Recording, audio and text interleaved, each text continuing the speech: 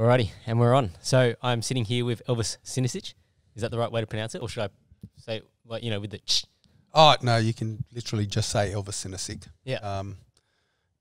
Coming into Australia back in the early days, it wasn't quite what it is today, where everyone was really focused on their heritage. Australians pretty much just read it as they saw it.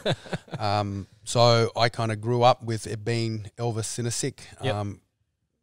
Naturally, when I was younger, I'm trying to, Sinosic and all this sort of stuff. Yep.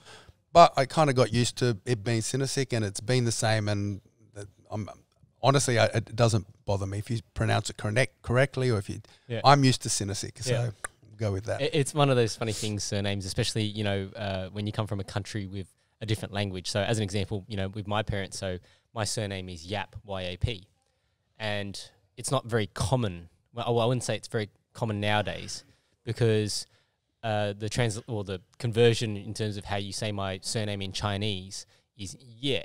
So it sounds more like a Y-E as opposed to a Y-A-P. But then because my grandparents had moved to Singapore, and then the dialect that we speak is Hokkien. So when they came to Australia, they translated it into Y-A-P. So it became Yap. And so, yeah, like you can sort of tell when you see somebody with a surname that's a Yap, that they're probably from, they're a Chinese background, but then moved to either Singapore or Malaysia before coming to Australia or wherever else. Makes sense. So how Elvis and I met was through the United Australia Party. And so, we've met so many great people through the party and through, everything that we went through together. And regardless of whatever the outcome, it was actually, I still think it was a great experience. And we learn a lot throughout that experience as well. And I think, there's a lot of things there that opened my eyes to a whole bunch of different things that, I think a lot of people don't think about on a day-to-day level, right? And I don't want to really talk too much about politics, because I want to talk more about you. But the only thing I'd sort of digress and say is, yesterday the RBA raised interest rates for the third month in a row, 0.5%. These are things that we're all talking about and beating the drum about. But it's interesting that people, were like, oh, you guys are like the anti-vax party, or, you guys are this or that. They want to pigeonhole you into being, oh, you're Clive Palmer's lackeys, or you're this, or you're that. But they don't want to talk about the greater issues. And I suppose in your dealings, you've probably come across that quite a bit as well, right? No, for sure. As you said, our platform initially was the freedom, prevent the mandates. Not so much anti-vax, it's about choice. Yeah.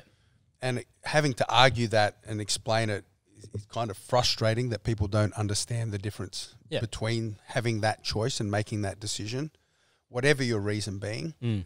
But what I think was really good for the party was the amazing economic policies. And as you mentioned, with the interest rates, we've seen the three.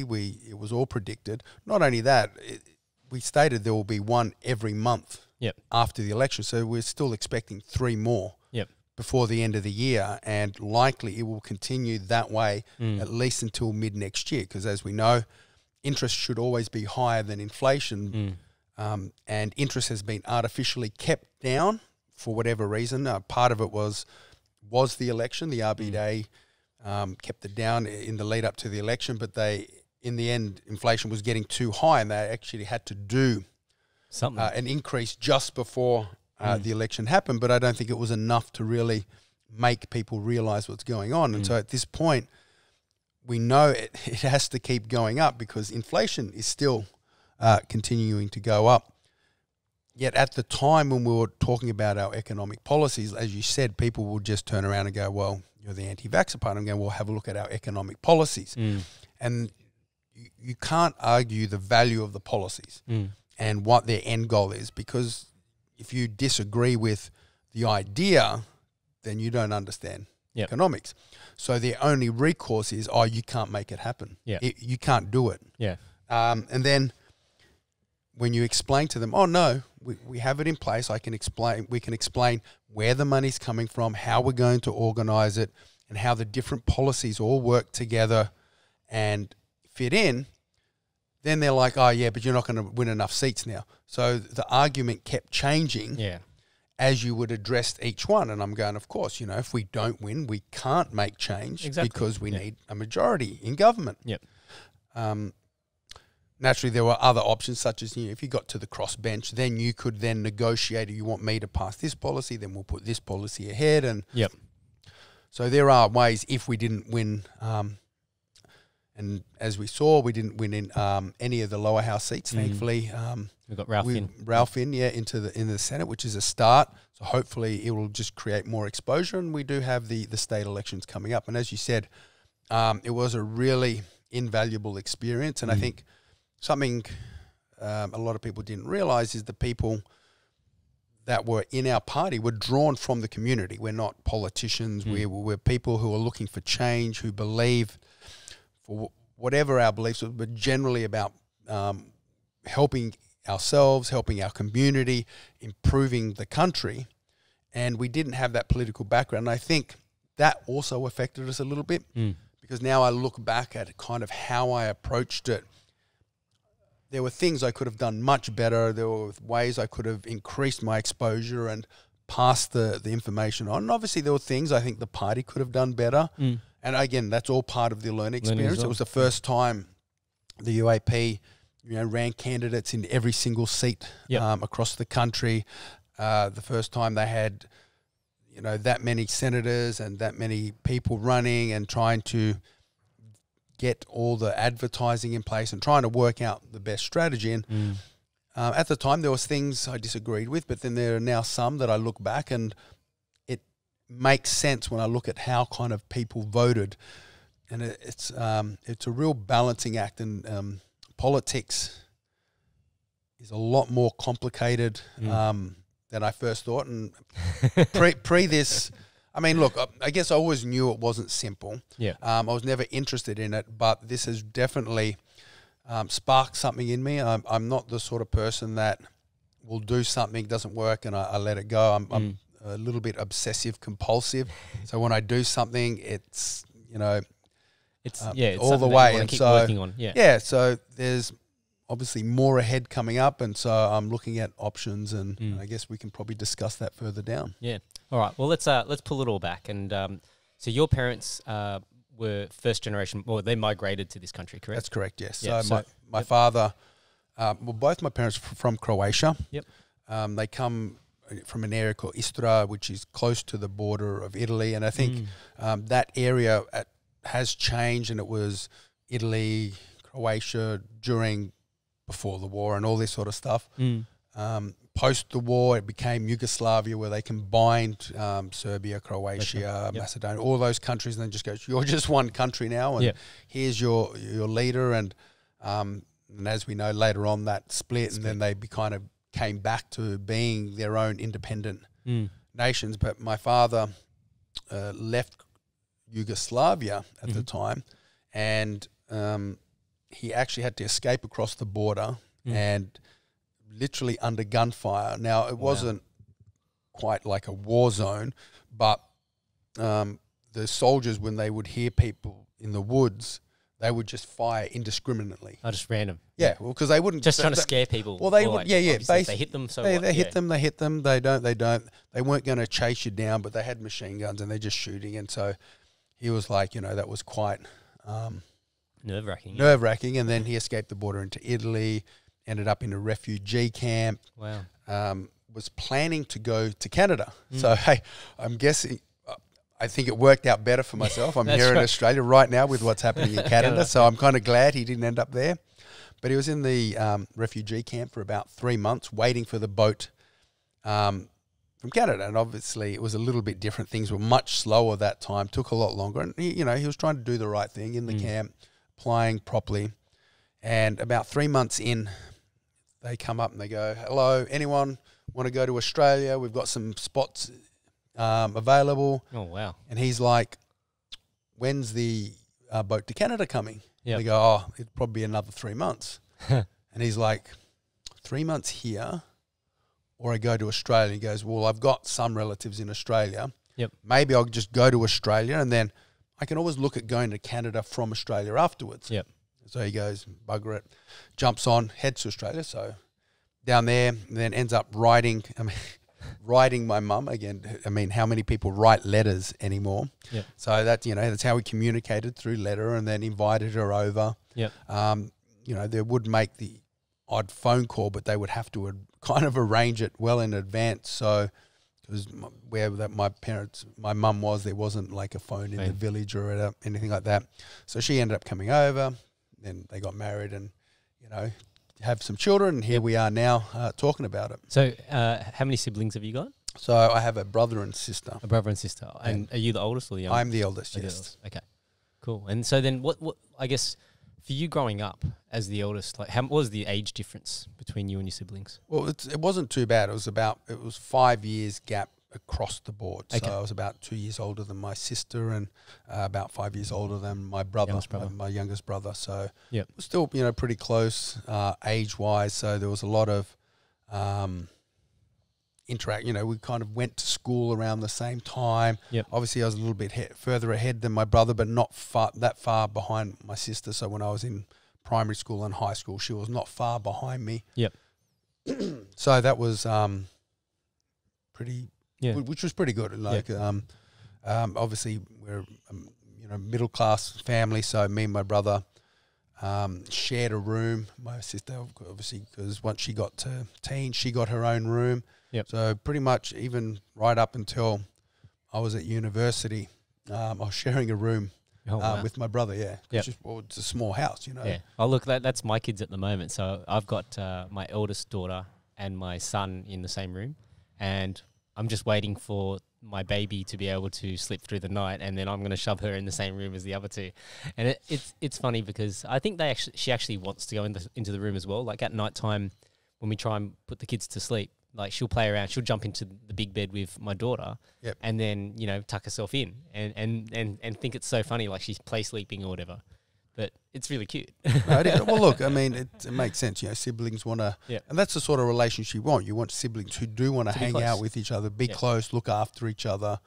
That's great. So, so then for you, I guess, what would be your earliest memories with your parents or at home? Like, is there something that stands out in terms of how home life was for you back then?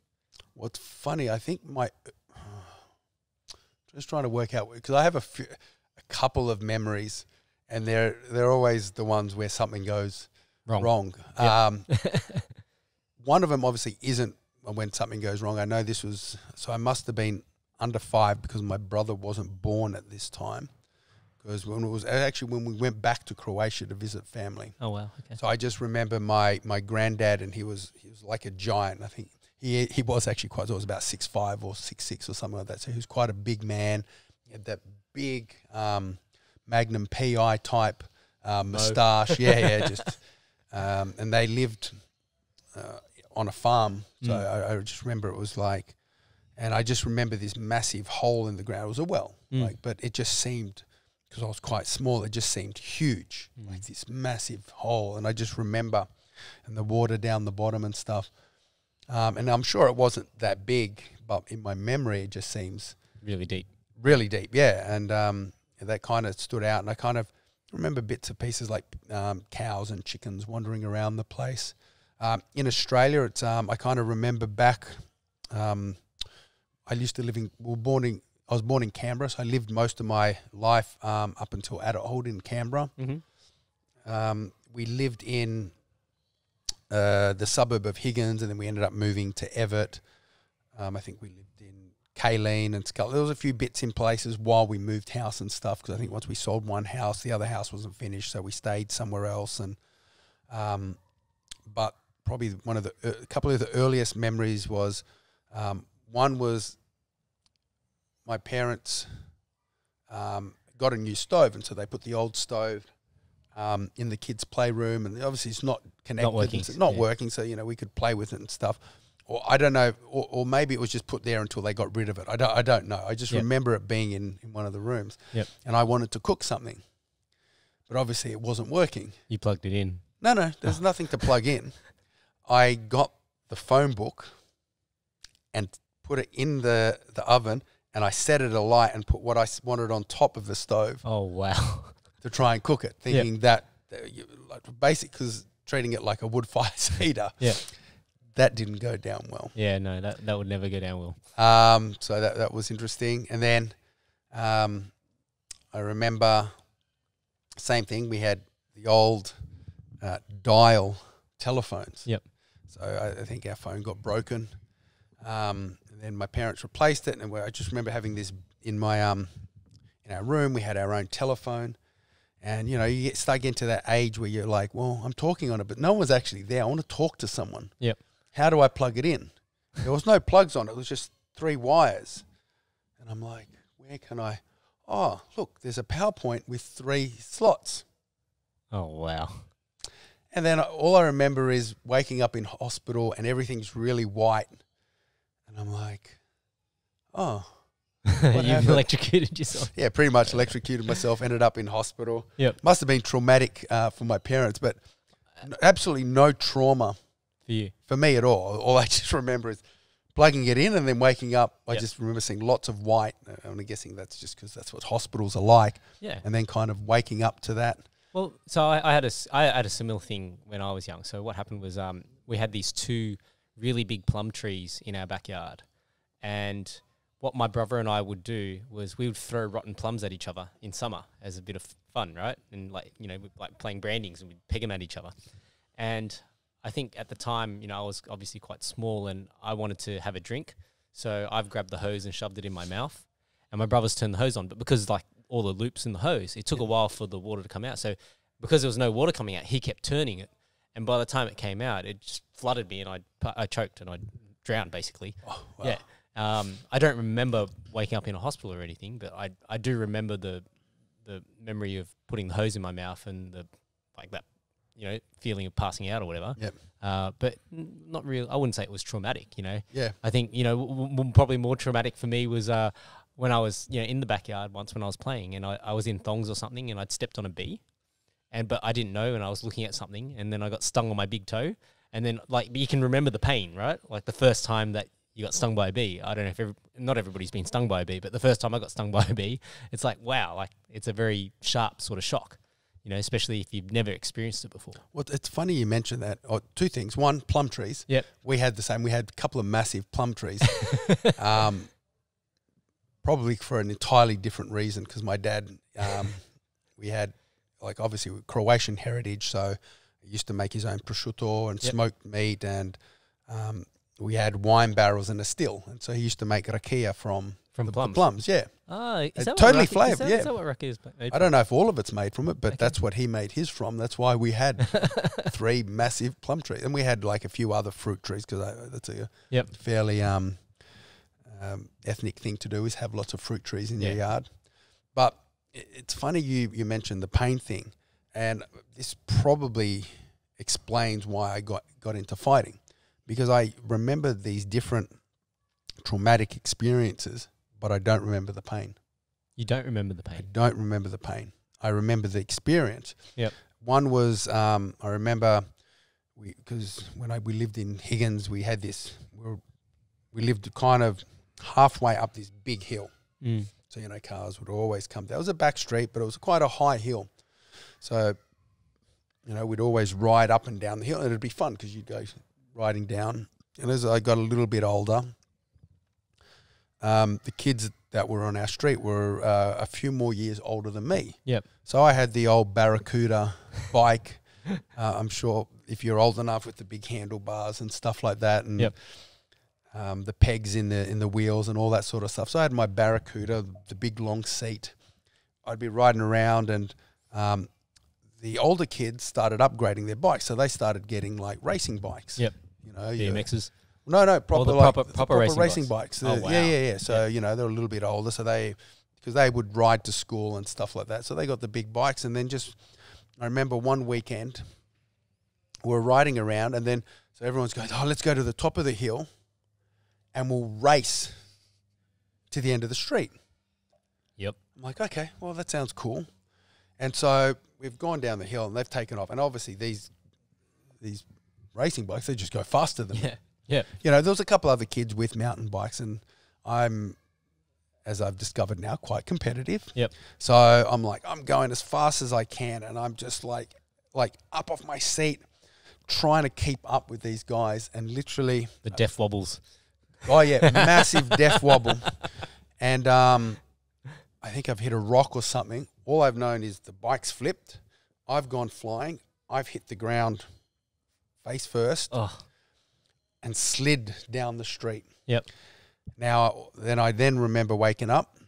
I don't remember I didn't pass out. I just remember the incident afterwards where I literally had to spend a week at home. Yeah.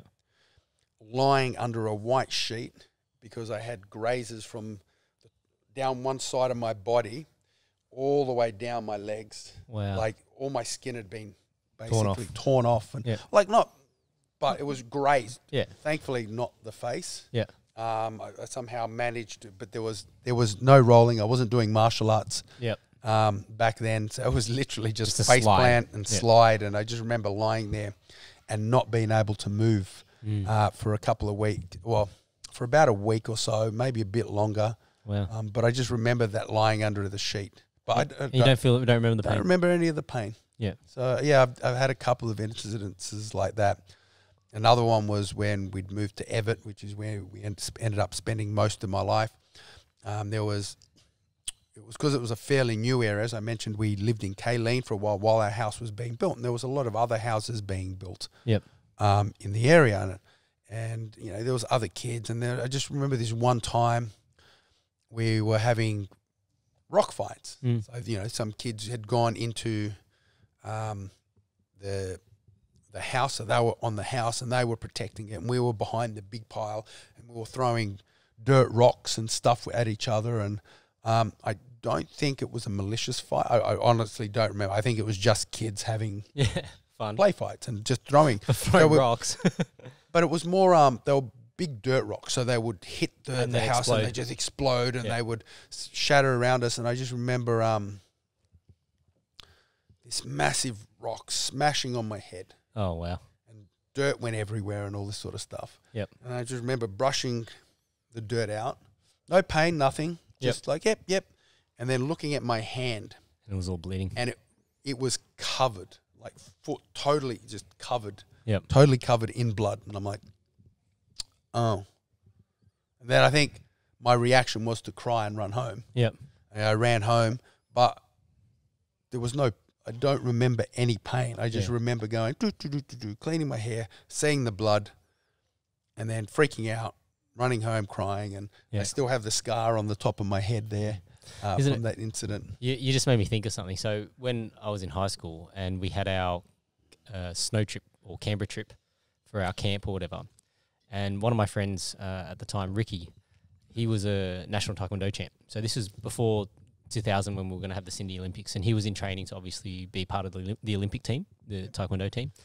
And, you know, we're having a snow fight, but you don't think about it because, you know, when you're throwing snow, it's just like nothing. It'll be like those rocks that you're throwing that explode. They're just like, you know, loosely held together clumps of mud, really. Yep. But somebody's thrown a block of ice, and it actually cut Ricky's eye, his eyeball. Like it grazed across his eye somehow.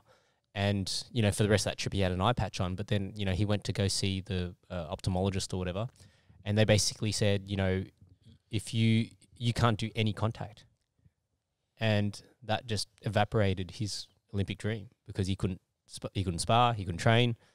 And that was what he was, you know, wanting to do his whole life. And, you know, I always wonder about that, like, you know, how crushing that would have been for him to suddenly, you know, be chasing this Olympic dream and then through just a freak accident, you know, kids playing, you don't think about it, but now he missed out on that opportunity just because, and you'd probably say that chance of that block of ice hitting him would also have been like 1 in 10,000, right? Like, what's the chances of it hitting him, first of all?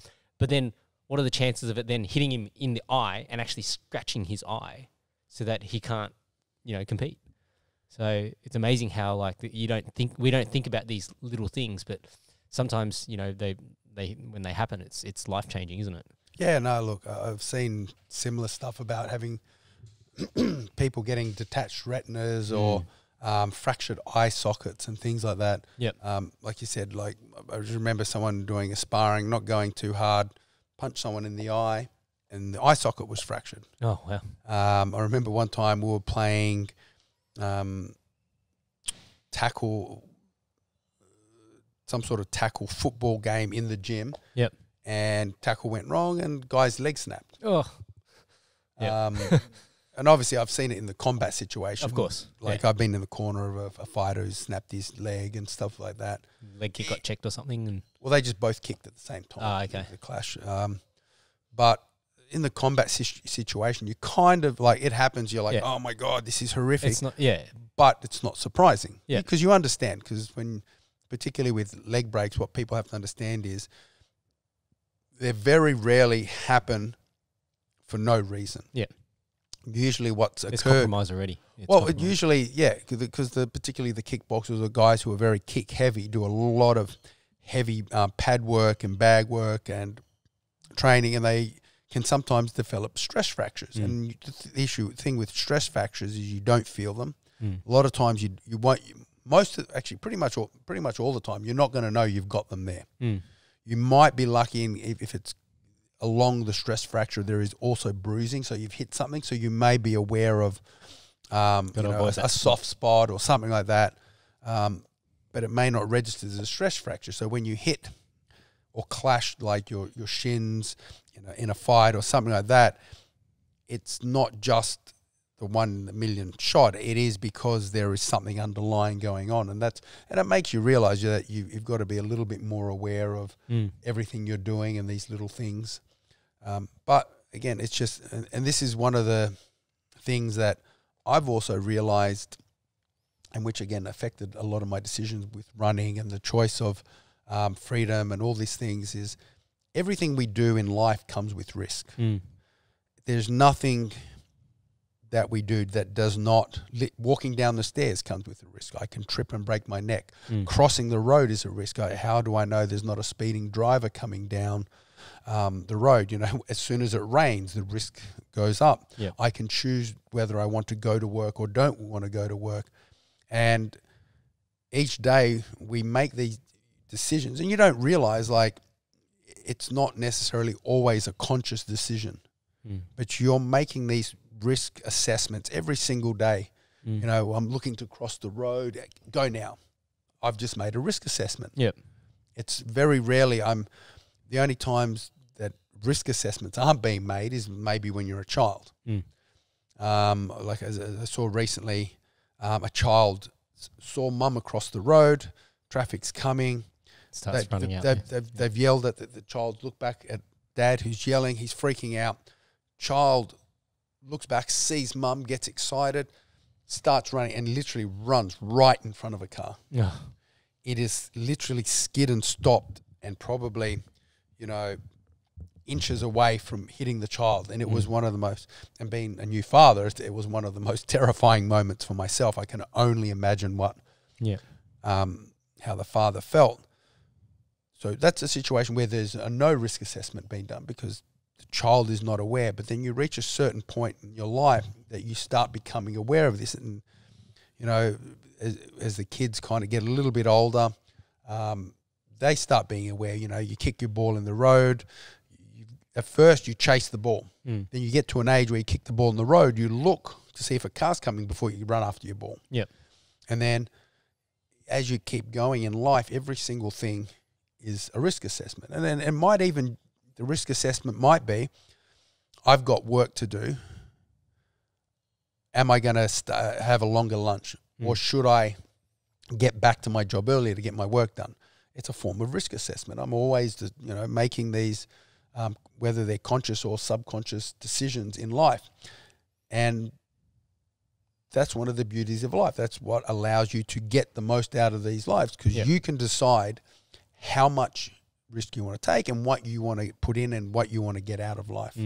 I think going further than that, it's also about the reactions that you develop, because everybody has a very basic primal a primal response of fight or flight, right? So that's the most basic human conditioned response. Instinct. It's instinct, right? So that when you're faced with a difficult situation, it's either you fight or you run. And it's one of those things that, so when you do combat sports, so, let's say we're talking about striking as an example, a lot of the times it's counterintuitive that, you know, people think that, oh, if I try and avoid the danger, I'll get hurt less. Sometimes you actually have to go into the danger to be hurt less. Like, and I'll give you the example. It's like if somebody dials it up in sparring and the intensity is higher, some people will be like, oh, I need to try and de-escalate. And so they sort of, you know, go a bit, not to say limp, but like they don't really try as much. Yep. I always find that you're going to get more injured doing that than trying to match the intensity, but then also being able to say to your partner, hey, okay, let's tone it down a little. Yep. Right? But if you don't try and match the intensity first, you're going to get more hurt. Yeah. Because, you know, you need to stay safe until you disengage. Yeah. Yeah, absolutely. Right? So and by, you know, training that response of being able to, you know, raise the intensity and face that adversity and face that adversity and face that adversity, I think you develop this habit, and that's one of the things I love about martial arts, is we develop this habit of wanting to confront our problems head on. Yeah. Right? For sure. Risk versus reward. Risk versus reward. You know, okay, what's the worst thing that can happen if I don't face this challenge? And, you know, I think a lot of us have this in us where we go, oh, well, I don't want to be a quitter. so, you know, if I run from this challenge, am I going to run from every other challenge in my life? Right? And it's not to necessarily say that you have to then go and take every fight and you know, talk to every wombat out there that wants to have a crack. And you've probably had your fair share of people that would be like, oh, Elvis, you're a fighter. Oh, you want to have a go? You know, it comes, right? Like, absolutely, you know, for sure. Yeah. All right. Well, let's get back on track a little bit, because I want to then ask you a few more things about that. In high school, all right? So when you got to, I guess, between primary and high school, you know, how would you describe your personality? I was a nerd. You're a nerd? Yeah, I was a... so what you're into? So I was kind of... I was kind of a grey area nerd. So there was... I was quite intelligent. So I got put into the highest level class, but I wasn't... Like, for my maths, I was, you know, maths 1. But I kept getting, you know, A's and B's, but I was getting D for effort. So I just wasn't enjoying it. Yep. So then I would get put down to the lower class, and my grades didn't change because I just didn't enjoy it. I, you know, played Dungeons and Dragons with my friends, so the old role playing stuff. So you're talking like the board game style? Is that the board? Well, no. Dungeons and Dragons is books, so it's literally imagination. So you roll dice, you've got figures and stuff. Sometimes they will have maps and stuff that to kind of simulate the situation, but it's like you have a character, you create a character, and then that character goes on adventures, and then they get experience points, and with those experience points you can do things like increase your intelligence, increase your constitution. And the way you would now look at it is that experience might be, if we were relating it to our current day, would be the equivalent of me going to uni. So therefore I've now gained experience that relates to improving my intelligence, or that maybe the experience I've got is I've joined the state league volleyball team, so now I'm going out, I go out and I do strength and conditioning, so now my constitution increases and my strength increases and things like that. So, but obviously it was all board game related, and at the time obviously I wasn't aware of understanding that connection between experience and increasing your attributes. I do that now as I look back, but at the time, you know, it was about, you know, developing characters, and I was quite imaginative as a child. Like, had a relatively vivid imagination. I wanted to be a cartoonist, so I used to cartoon and stuff. Oh wow, okay. I think when I was at uni, in the uni paper, I had my own cartoon, which used to be published. If I can remember, I can't remember the name of it. I remember I can't remember his name, but it's something the Mutant Cyber Slug. Okay. So it was, again, in the era of like Teenage Mutant Ninja Turtles. Yeah. And it was a slug that got hit by radiation and radiation goo and became a sentient giant slug that used to interact with people. And it was just, again, it was weird. And I had a friend who was the writer, so he would write the storyline, and we would storyboard it together, and then I would pen it, and then we would submit it to the paper, and it would be printed. That's pretty cool. So yeah, it was kind of like I was kind of was a little bit artistically driven. Yep. As much as I enjoyed it, and I look back at some of my stuff and I go, it's pretty cool. Yep. Probably wasn't that talented in that area. Okay. As much as I would have liked to have been. Yep. Look, I think if I'd put more time into it, I probably could have, but it was more a hobby, something I enjoyed doing. And now I've kind of transferred that to photography. Okay. So I still have that artistic kind of side, but rather than doing it by hand, I like capturing moments. So, you know, I particularly like portraits. I like capturing people and emotions and expressions and things like that. Yep. So, you know, kind of went through that. So, but again, going back to the school thing, I don't want to digress too much. We can always go back into that later. Sure. So I had a lot of quite nerdy habits, but I was also I was a skinny kid, but I still like sport too. Yep. So, you know, I tried to play, you know, on the soccer team, and even at lunchtimes, sometimes we'd play D&D. Sometimes I just want to run around and kick the ball. On weekends, I used to, you know, want to get on my bike, and then we'd ride down to the park. So this is, you know, back in the day, all the kids from the street would go down to the park. We'd make jumps, and we used to jump. And I again remember a couple of crashes, jumping over stuff. Don't remember the pain or anything. But it was a cool area. Like parents were like, get out of the house. Yep. You know, go to the park, do your own thing. Just be back by 5 o'clock, you know, or before the sun comes down. So even though I was quite nerdy, I still had kind of an athletic drive. So I still enjoyed physical activity and things like that. And then from your parents' perspective, like what did they what was their sort of response to your grades, or like were they very hard about it, or were they just like, you know, whatever you do is whatever you want to do? Probably a bit of a balance. Like they were very supportive of me. But if I did get bad grades, I'd know about it. Okay. But, you know, it wasn't so harsh that if it wasn't straight A's, I was, you know, locked in my room or anything like that. They were pushing me. And I think I was more motivated to do it because my parents had told me that, you know, they didn't get the opportunity for a great education, and no one else in our family back home, because, you know, it came from a village, poor country, war-torn, all this sort of stuff. And they wanted me to be the first child in their, you know, wider family that went to university. So, you know, I always wanted to... So there was a little bit of pressure. But in a nice way. It was more like probably. Like I never knew it would make them happy. I never thought of it as pressure. It was more motivation for me. I guess, again, that's part of maybe why I'm a little bit different and why I've done so many things. Yep. And I put myself out because it just never seemed like pressure to me. Yep. It just seemed like they want something better for me, and I want to, you know, obviously I want to make him, maybe that is, you know, we want to make him proud and things like that.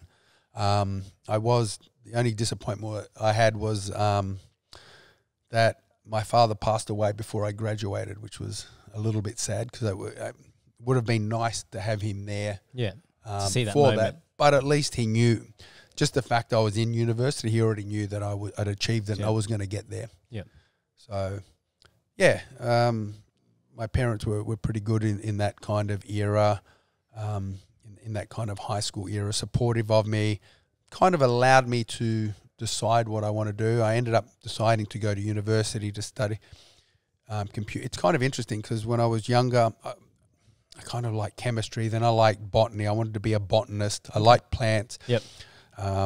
Probably just because, you know, we had a full garden in the backyard. Like, as I mentioned before, we had the fruit trees. My dad used to smoke our own meat. He would make our own wine and stuff. We had a full veggie garden. We had a giant chook shed that had pigeons in there. We used to have our own eggs. We'd eat our own chickens. Every year we would get a rooster. Yep. So it would make the next batch, next season of chickens. Once they grew up, and then we ate the other ones. And there's the cycling. And again, that's what kind of that's a big part of what made me understand, nature, you know, how life works. Yeah. how life works, it's give and take sort of thing. You look after the chickens and you eat the chickens, and then you give back, and then you raise the next ones, you look after them. Then, so that, that kind of definitely had a big part on developing my perspective on things. Yep. Kind of moving forward. So yeah, it was kind of, I like plants. As I said, not really sure why. I always try to, grow bonsai. I used to have the old carnivorous plants, your Venus flytraps, your pitcher plants, your sticky dew plants, all this sort of stuff. And then when I was going from high school to college, so from, moving from year 10 to 11 and 12, I tried to find a high school that had a botany course. Botany wasn't very common. So I ended up going to Dixon University, Dixon College. They didn't have a botany course, but it had an agriculture course. Yep. So I'm like, oh, okay. Again, being young, going, that should be close enough. That'll get me going. Obviously, once I got into the course, I realized it wasn't anywhere near the same sort of thing. Yeah. But I did enjoy the course. I kind of did it. But it was cows and sheep. It was, farming. more about farming and that sort of stuff.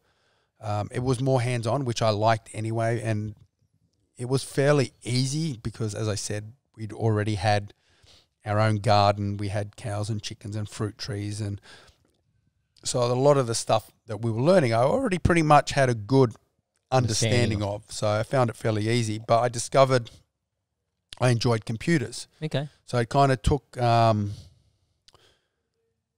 what I liked about botany, which was, it was more about, crossbreeding plants and pollination and trying to create new species, things like that. The technical side of computing and programming, and I'm like, oh, this is, and I got into that, and I ended up deciding to go through and do computing at university. So I ended up applying and doing a degree in information technology at the University of Canberra. Well, at the time it was Canberra TAFE. I can't remember the exact name, but it was basically TAFE, Canberra TAFE. In the first year I went, and then the second year it became the University of Canberra.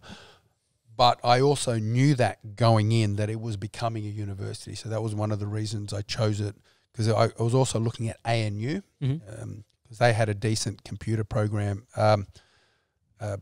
degree as well. But interestingly enough, the Canberra TAFE had was received better by employers really than the ANU degree, because it was much more hands-on. Yep. And because of that, I decided to go there, and it also helped knowing that it was becoming a university anyway. So they'd already announced that, they would be. So I kind of went in as a TAFE, and then it became a University of Canberra, moving forward. And I did that degree in IT, and I even studied Japanese for a year. Again, because of the martial arts sort of side of things, of what I enjoyed. Yep. And kind of midway through the degree, I kind of decided I didn't want to do IT anymore. Wow. I wanted to do coaching, and I wanted to switch my degree to sports coaching. And my parents actually talked me out of it. They said, look, you've started something, finish it. And I'm like, yeah, that's true. I do that. He goes, once you graduate, you can go back and you can, do whatever you want. Do whatever you want part-time. You've got your degree, then that's in your back pocket, then you can get a job. And obviously once I graduated, I wasn't going back to uni. And once, started getting money in my pocket and started going out and partying, life changed, and I didn't end up going back. But then, 10, 15 years later, I ended up studying again. I ended up studying again and getting a diploma in sports coaching. So I kind of got there anyway. I'd already discovered I enjoyed the teaching side through IT, because I was teaching people. And then obviously doing martial arts and volleyball at the time, sporting. I kind of enjoyed teaching and doing. I know people say those who teach can't do, but I kind of felt I could do both. I could do it and I could teach, and I quite enjoyed interacting with people in that regard.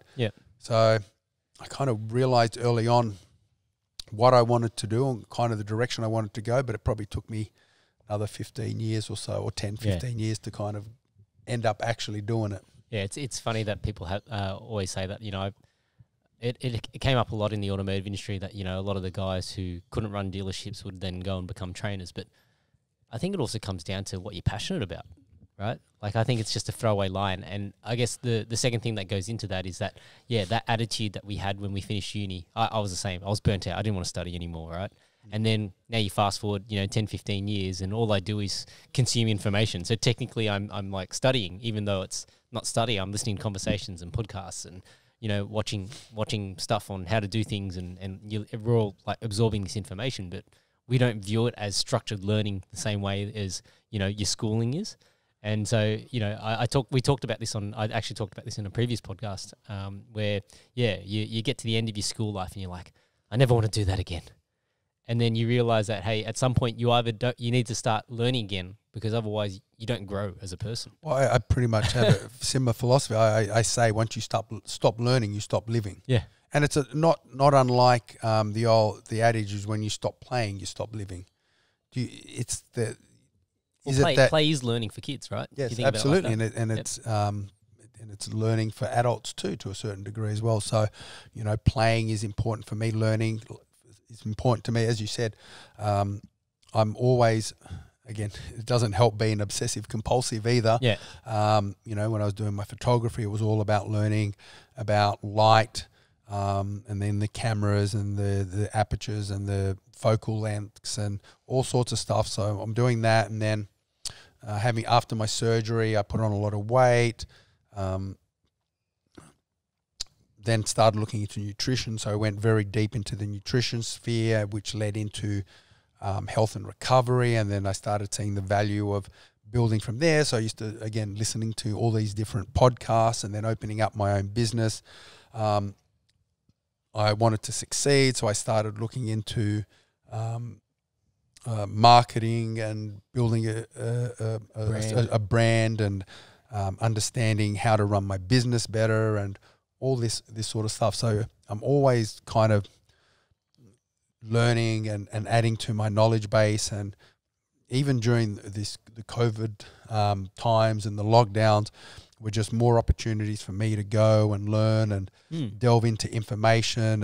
And the political run was very similar. It's like I'm doing something new, something I haven't done before. It's an experience. And I don't want to just cruise through it. I want to do well. And so I start looking into it and starting understanding, the two-party preferred system, which also has when you go into it, and the two-candidate preferred system, and then understanding how votes work and how the upper and lower house and bills now have to be put here, and then they pass through here, then they go there, and trying to learn about that.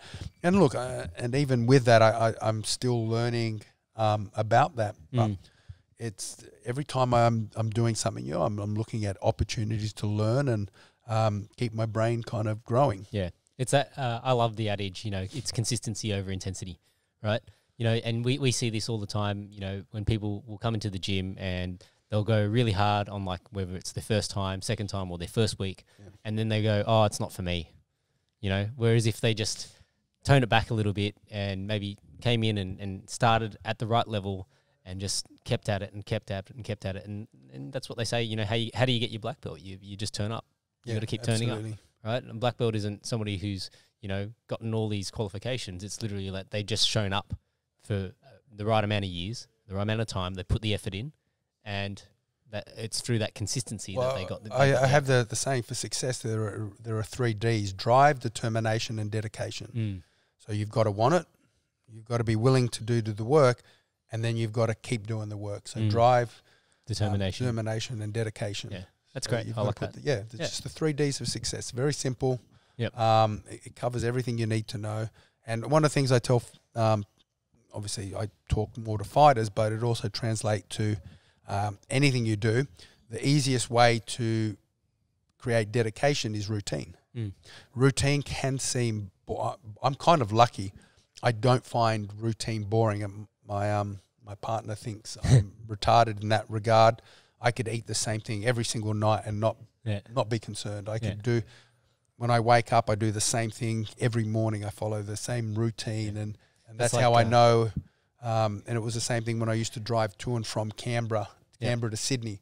I would always look for set points, which would let me know at what point I've reached and where I'm going and things like that. So yeah, I find routine difficult to create, but very easy to break. And that's one of the things, and that's why a lot of people drop out of training is they find it difficult to get into the routine, but once they get there, they love it. So they push through the people who get it, they're like, this is awesome. But it also becomes very easy to break that routine. And once you break it, because it's difficult to create it again, that's why you see a lot of people drop out.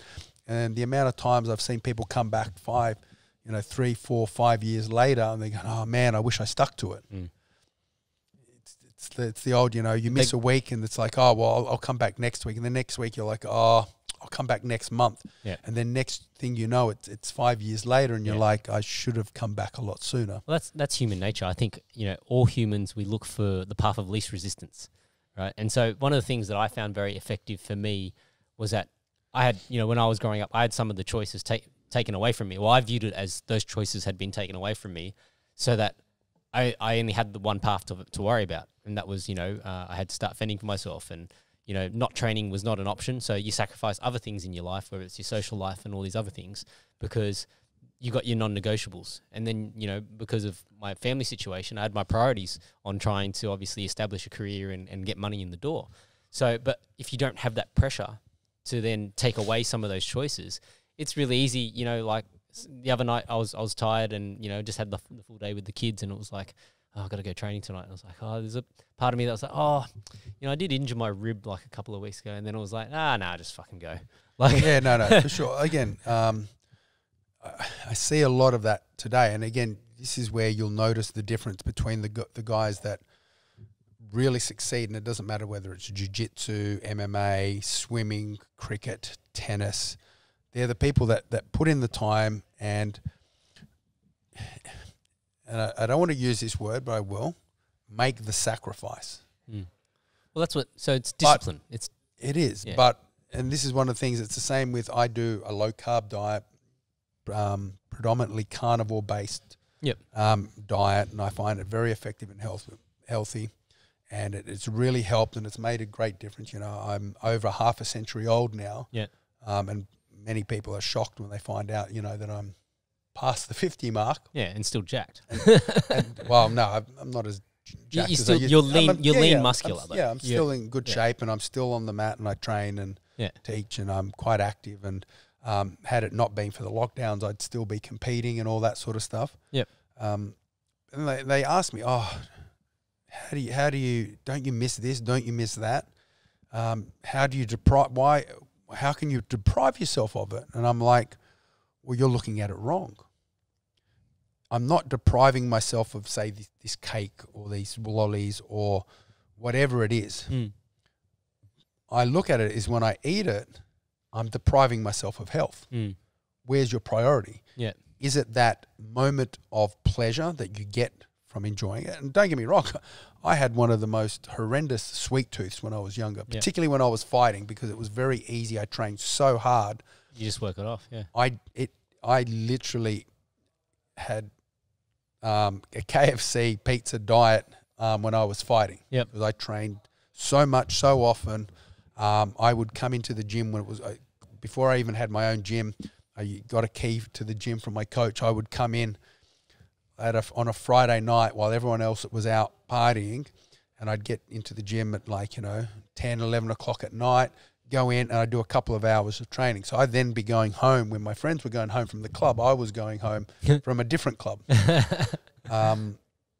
And I just kind of kept pushing myself in that regard. And I always looked at it as, what's more important to me at the moment? Is it that moment of pleasure? Yeah, or is it knowing that I'm going to be healthier, my weight will be down, I don't have to worry about my blood sugar, I'm going to live a longer, healthier life. So am I depriving myself of that dessert? Or if I have that dessert, am I risking depriving myself of a longer, happier life, time with family and friends, time to do things I enjoy? And again, it just comes back to every single day we make a risk assessment. Now, and so I will say that those people that make those decisions, I don't look down at them at all. That's their assessment. Yep. Because they can look at me and go, well, you're talking about, you know, not eating the cake and you're looking at me like I'm a bad person, but you get in the cage and punch someone in the head and get punched in the head yourself. Like, isn't that more risky? And I go, you're right. And so in the end, it's your decision. Yeah. And regardless which decision you'll make, as long as you're happy with it, it doesn't matter. As I said, I make certain decisions that the normal human being would not make. Not accept. Yeah. So, and in that regard, with diet, I make different decisions based on what I want to do. And again, that dietary decision allows me to do the other one, the fighting, and be more successful and healthier at it. So, yeah. So, okay, so let's digress a little bit, because I do want to come back and talk a little bit about your working career as well, because I know you were basically doing the fighting and working concurrently, right? Yeah, that's correct. Yeah. So and the reason why I think I bring that up is because I remember having a conversation with one of my earliest mentors. So this is when I was doing my apprenticeship. I was studying at uni. I was still training, 5 to 7 times a week in the evenings, and obviously lots of sacrifice. But I had this conversation with the owner of the Toyota dealership I was working at, and he said to me, Johnny, you've got to make a choice, right? Because he knew I was doing all these other things as well, and he was like, for him, and this was his choice, right? His choice was that when he was young, he was really good at golf, and he could have probably become a pro golfer, but then he chose, no, I'm going to work and get myself, become successful in business. So now he doesn't have to be a pro golfer to play. He plays whenever he wants because he's already been successful in business. And that was, the alternate pathway to how he wanted to go. So, and I feel like, when I reflect back on that advice, it's partially correct, but also partially not, because I feel like circumstances have changed in our world now where we can be all of these different things. We don't have to just be pigeonholed to go and say, oh, you're only this or you're only that. I feel like that might have been something in the past before knowledge became so freely available through the internet, so to actually learn something, you would have to find somebody who was an expert in that and have them teach you. Now it's like, yes, in certain disciplines you do need that, but you can also supplement your learning by then looking things up online, tutorials, all these sorts of things that allow people to develop their skill set a lot faster. That, you could be a corporate guy who's working, Monday to Friday, 9 to 5, but then, takes the occasional fight on the weekends as well, and can still be quite successful at both things. But I feel like, that was something that, it wasn't to say it was bad advice, but it sort of threw me off, because I don't think it took into account, the changes in terms of how information became so freely available. Yep. But I guess, what I wanted to touch on with you was, at what age did you actually start martial arts? So, okay. Now, before I answer that, I just realized your question triggered where I was going with my previous question, because I forgot to finish it off. So we're talking about training, and you were talking about how I was working. So while I was fighting, I had a full-time job. Yep. Obviously, a part-time job doing security. I had a partner, so in a relationship. Yep. I was running a gym. Yep. Initially it was just a part-time gym, which eventually became a full-time gym and all that sort of stuff. But while I was early on in my career where I was working full-time, at one point I also had shift work. So I was doing all this and managing it.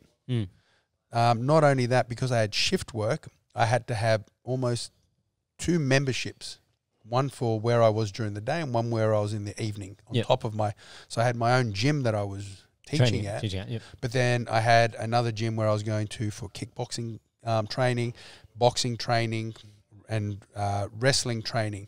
And then I had to have, because where I lived and where I worked were 2 different areas, and because I did shift work, so I had to have memberships at one location, then memberships at the other, and then I had a gym membership as well. So I had 6 or 7 different training memberships. I used to do that as well. Yeah. And I literally used to drive all around Sydney. Like at one point, I would be training in Parramatta, Sydney Olympic Park, Sydney Uni near the city, Northern Beaches, Ryde, Hornsby. It's just kind of everywhere. Yep. And that's kind of what drove me to build a place like this where you could get everything in the one location, in one place.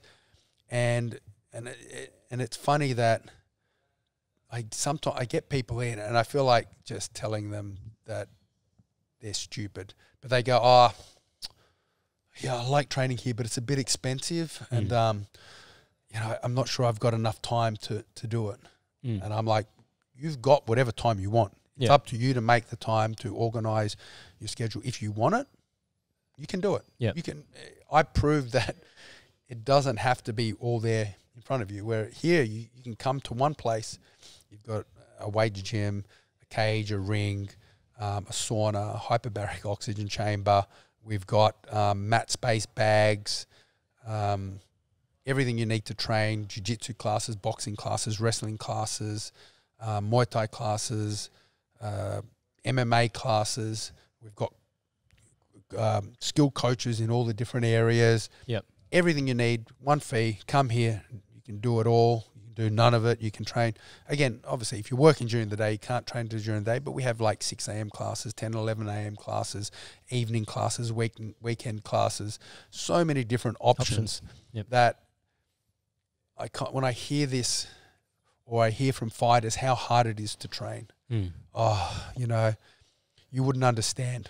I'd be surprised if somebody said that to you. They don't say it in that way. But you can tell that's what they're kind of saying. Oh, it's so hard, and I'm like, that's the way it's meant to be. Better it's hard now than in the actual fight. So. And so I kind of find that interesting. It's like, again, it comes that drive, the desire, dedication, and desire, determination, to dedication. What do you want? What do you want to do, and what are you willing to do? And the same thing goes for my family life. I make sure that I try and prioritize time with my son and my partner. And, you know, as much as I'm trying to balance everything, it is a balancing act, but you can do it. It's just up to you to make that choice. And now, and this may not be fun for most people, but that's why, like I was telling you the other day, I got 2.5 hours sleep the other night. And then the night before that, it was maybe only about 3 or 4 hours sleep. The night before that, it was only about 4 or 5 hours sleep. And, you know, and then every couple of nights I will get maybe a full 7 or 8 hours sleep. It's a balancing act. I have to, if I want to make time for everything, then I move things around. So I do a lot of my admin work. You know, between the hours of 12 p.m. or 12 a.m. technically and 5 a.m. in the morning.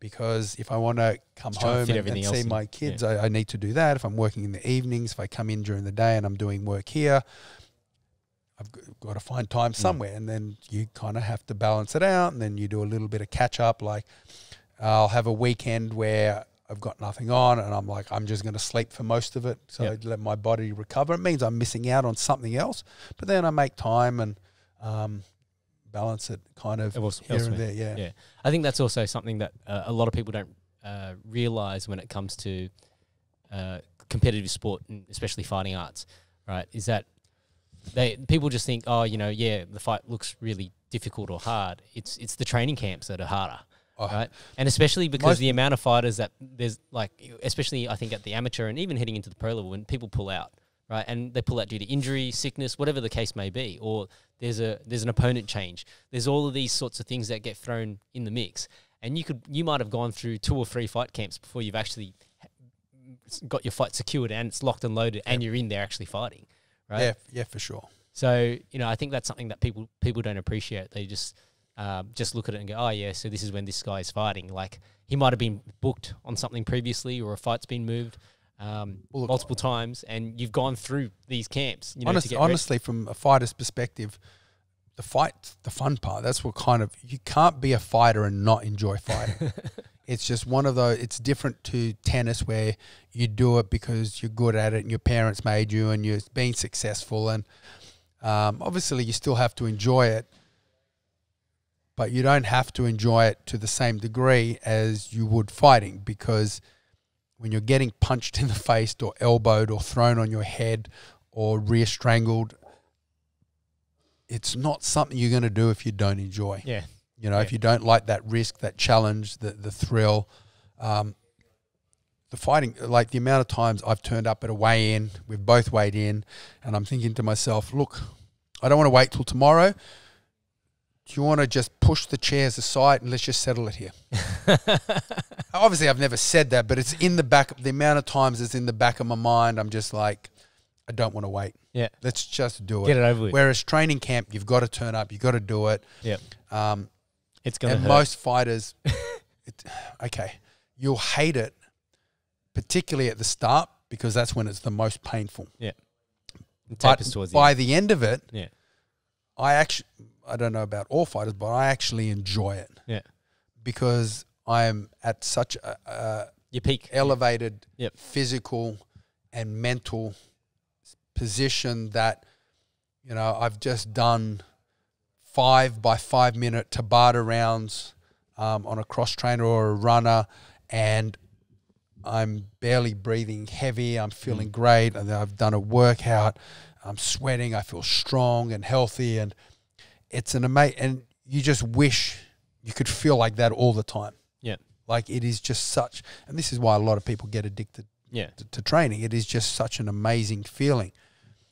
But you also can't keep it up as much as it feels fantastic. It's also not. It's a fantastic feeling to walk out of that fight and go, relax for a bit. I'm going to take a couple of weeks off. Yeah, yeah. The only problem is you just got to be careful that those couple of weeks don't turn into months. And years. And but we'll quickly go back to the original question, which was, when did I start training martial arts? I think I was I remember. I think it was around 7 or 8 years old. Mm-hmm. So I started judo. Yep. Which is interesting that I started in a grappling-based sport. But the reason I did it was because I wanted to be like Bruce Lee. Because I was a Bruce Lee fan. But it was the only martial arts that my primary school kind of had at the time. So, so you're doing it at school? Well, it wasn't. It was at the school. Oh, but after hours. It was an after-hours program, so they just used the sports hall. Yep. And they had a judo program running in the evenings. So you do your school, go home, and then come back, and then do your judo classes at night. Yep. So I kind of started in the judo, and at first I loved it and blah blah blah. But then I wanted to be more and more like Bruce Lee. So I had to wait until I got to high school, and a taekwondo school opened up in the area. So I'm like, so I jumped across because it's kicking and punching. Yep. So I did that, and then did that for years, and obviously went kind of through that way. But yeah, it was about 7 or 8 with the judo, and it's kind of funny how I would eventually come full circle and go back to the grappling with the jiu-jitsu as well. So okay. So then so let's go forward a little bit. So when you finished uni, did you already have a job lined up, or what was your plan? Plans didn't exist back in my day. Okay. No, I finished uni. I kind of knew what I wanted to do. I just went out and started applying. I didn't really have any plan, no jobs lined up. Yep. I was kind of hoping, because when I started uni, there were a lot of jobs for IT people. So I'm like, I'll be fine. Yep. Don't have to even think about it. When I finished uni, the IT market was quite saturated, and there were not many jobs. But thankfully, I'm the sort of person that performs better face to face. Yep. So most of the time, I just needed to get into the interview, and if I got the interview, I could do quite well. Yep. And then with the name Elvis, I got a lot of interviews just because people wanted to see who Elvis was. Yeah, what this person was. Because back then, the resumes didn't have photos. There was no social media. They couldn't look you up. Like now, you see someone, you look them up. Oh, their Facebook page. No, I'm not going to interview them. Yep. I mean, I don't know. Yeah, it happens. Whereas back then, you couldn't do that. Yep. So they're like, oh, let's get him in, see what he's like, because his resume looks interesting. Obviously, I had the qualifications. I may not have been the most qualified person. Yep. But then when I got face-to-face and talked to people, it was quite personable. Yep. So always did well. So, yeah, when I left university, I was working for a government department called ADAB, which later on became AusAid. So it's an Australian government department that provided aid to nations overseas. Okay. Like the Solomon Islands and, Yep. and things like that. So I worked in there for a few years. And again, that's also where I kind of rediscovered a couple of things. So when I went to uni, I actually stopped doing martial arts. So there's going to be a bit of a convoluted story to get to where we're going. Yep. So when I went to uni, I stopped doing martial arts because I just didn't have the time to commit to the 3-4 times a week that I was doing pre-uni, and I had to study in the evenings, and because with the computer courses, you do the courses during the day, you'd come home, have dinner, then you'd go back to the labs at night to do your work, because they had computer labs, because you didn't have computers at home. Yep. Yeah, like all the computer I had at home was a gaming machine. It wasn't. It's not. And it wasn't connected. There was no. The internet was very lame, if even there, sort of thing. So you had to go to the labs and work at the labs. Yep. So I quit the martial arts and I started. So me and my friends, to stay healthy, what we would do is every month we would play a new sport. Oh, okay. So we just with each other. So it was about half a dozen of us. So obviously, one month we'd play cricket, one month play soccer, tennis, badminton. Badminton was actually quite fun. Yep. And volleyball was one of the sports we picked up. And then we actually quite enjoyed volleyball, so we ended up joining a social league, getting a few other people, hooking up, having a social team, playing social. And then we got to the finals of the social league. I think we won it, but I can't remember. Probably not that relevant. But at the social league finals, there was a whole bunch of different grade social teams playing and that. And the ANU state league rep coach was going around checking out the social teams, looking for people to join the state league team. And I got picked, and I ended up playing, getting asked to join the state league volleyball team. So I ended up playing it, ended up through those guys making friends. Some of them used to go regularly during summer to Sydney to play beach volleyball. I ended up becoming a pro beach volleyball player for a while. Really? So when my fight career started, I had to actually balance up whether I wanted to continue down the pro volleyball route or if I wanted to go down the fighting route. And obviously, I picked volleyball. I'm kidding.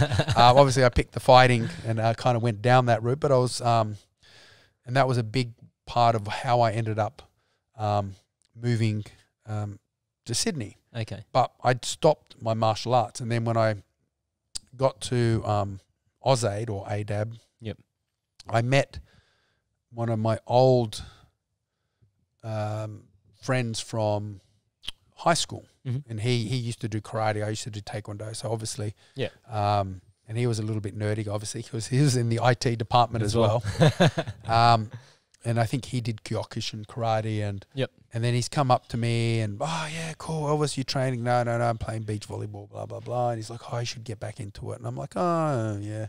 And then he comes up one day and he goes, oh, check this out, and hands me a tape of UFC 2. So that was the start of that journey. It actually started with got you excited again. Got me excited again, and then we watched that, and that was real. I'm like, oh man, I want to get back into the martial arts. I really should. I miss it now. I'd forgotten how much you missed it. Yeah. And so he ended up coming up and giving me an entry form to a national all styles competition. He goes, oh, you've got a month. Find a club, get yourself ready. We can go back into that story in a minute, but also at the same time, I was in the IT department. Obviously, I had a good reputation, quite personable. With this new product came in called Dragon Dictate. So it was a voice transcription. Yeah, voice activated, and it actually transcribed your voice into text on the computer and things like that. So they brought in someone, they introduced it, and they had a couple of staff trained in it to try and work out who was going to do it. And I ended up just picking it up. And like, because I would play with it, like they'd give it to us, and then in my own time I would play with the software and work it out. And I actually got quite a good understanding of it, to the point that I knew more of some of the features than the actual trainers that were coming in. So I became the IT trainer to teach, you know, how to use Drag and Dictate, and how to, you know, when directors and that got the software, I would train them on how to use it and help them train it up. And then I think it was owned by Acer at the time. Okay. They owned the rights to it, so they were bringing it out.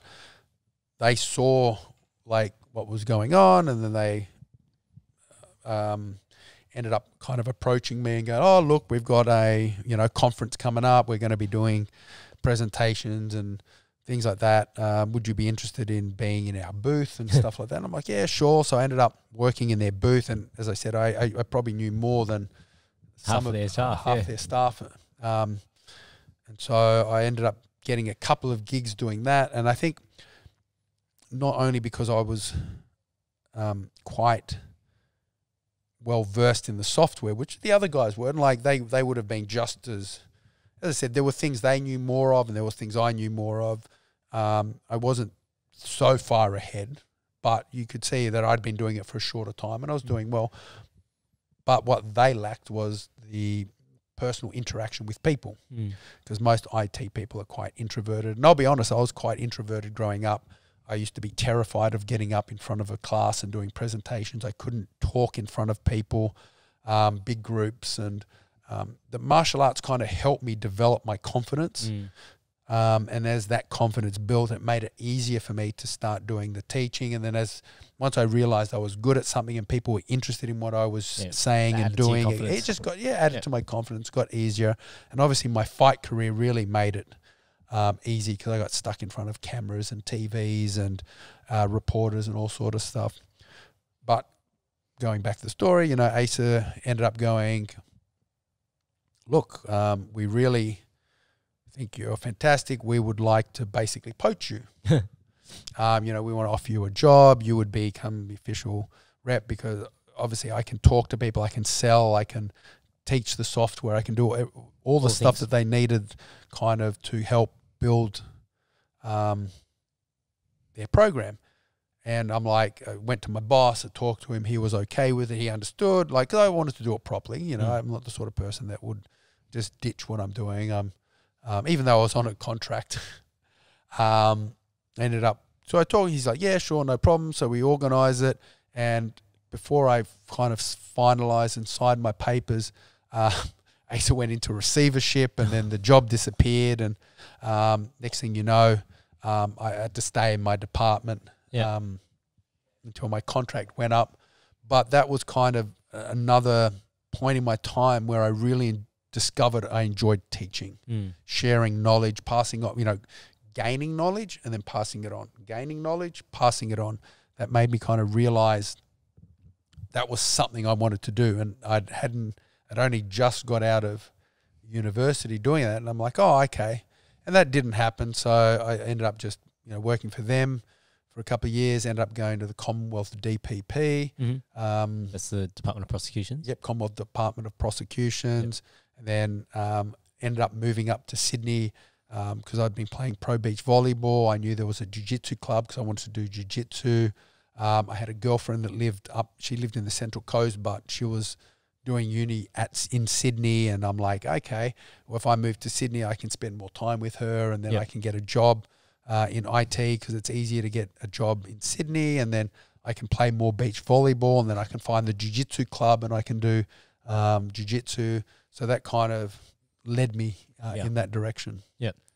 So then, okay, let's go back to the story about the National Law Styles. So your mate goes, here's a flyer for National Law Styles. You got a month. Find yourself a club, and away you go. So what was the rule set? Because they obviously do a few different rule sets. So they have a point fighting one and a continuous fighting one. Yep. So the continuous fighting one was like sparring, but it's still touch, right? Like it wasn't full contact. Light contact. Yeah, light to medium contact sort of thing. I've done one of those and got in trouble. Yeah, well, I'll tell you that story in a second. So yeah, light to medium contact, and obviously the point sparring was point sparring. And I before I went to uni, I stopped. I was actually a black belt in Taekwondo. And then when he gave me that form, I looked for a club, but I'd already discovered jiu-jitsu through Blitz magazine and John Will traveling. He'd met the Gracie family. They'd read a couple of stories, and I wanted to do jiu-jitsu, but there was none in Canberra. But I found a Jun Fan club, so I brought two passions together. I wanted to do grappling, but my connection with Bruce Lee, because Jun Fan was the style that Bruce Lee taught before it became Jeet Kune Do. Okay.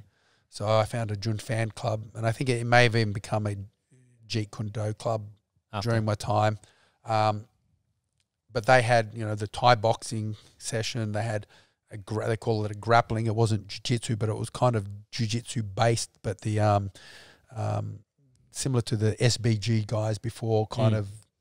I think they were only, like, there was Larry Hartzell, who was kind of a grappler. He kind of just hooked up with the Machados and stuff like that. So they were kind of doing grappling, but they also had stick and knife, which I really enjoyed. And my coach ended up moving to Melbourne and just focusing on stick and knife, and he ended up going over to Indonesia and stuff to do his training. Eskrima, but that kind of stuff, Espada Yadaga and all that.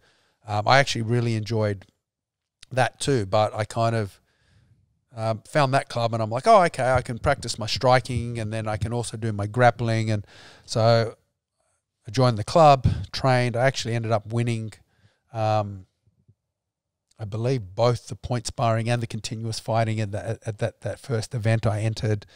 And then I did a couple more events. I won most of them. I think there was a couple I got, seconds or thirds as well, but I won more than I lost doing the NAS, and so I ended up being state champion because of all your points and events sort of thing. And then the state champion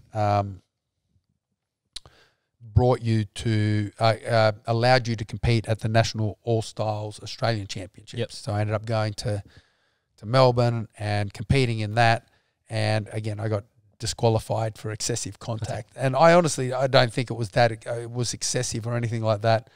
Like, I know I wasn't being a dick, because that's not who I am. But I think, well, no, I kind of know. The coach, the referees were very traditional. Everyone else was wearing gis, the dobok and all white looking. And I came up, I just wore the gi pants, and I had a T-shirt with my belt wrapped around it, kind of. I'm just like, I don't need the full gi. I was being a little bit more eclectic, because that's kind of how we trained at the club. And that I wanted to represent my club, so I had a T-shirt with the logo and that sort of stuff. And I could tell straight away that the referees didn't like me, because I wasn't the traditional martial artist. And so I had a few warnings going through, and I think, I can't remember if it was in the final or the semi-final, but on the way up, I ended up getting DQ'd for excessive contact. And there were times where, it wasn't. Excessive contact was part of it. I ended up getting DQ'd because I talked back to the referee. Because at one point, the guy threw a kick at me, and it missed by half a foot. And the guy scored, and I'm like, what's this? What's going on here? And then I got angry, and I kicked the guy, and I made sure it landed. And again, it wasn't crazy. It's not like I crippled him. I kind of kicked him. He fell over. It was a push kick, straw front kick, whatever you want to call it, straight kick down the middle. He ran into it too.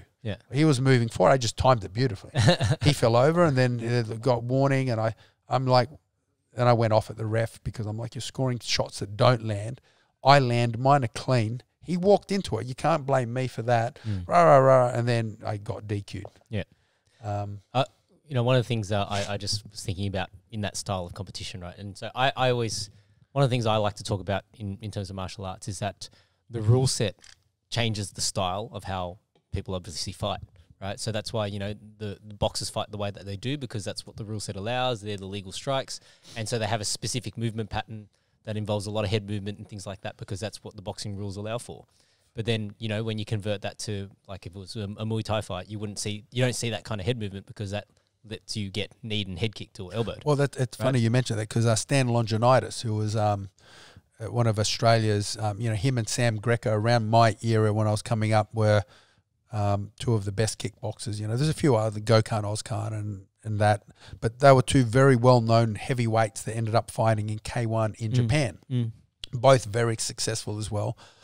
Stan was really starting to make waves, and he actually started doing a lot more boxing training.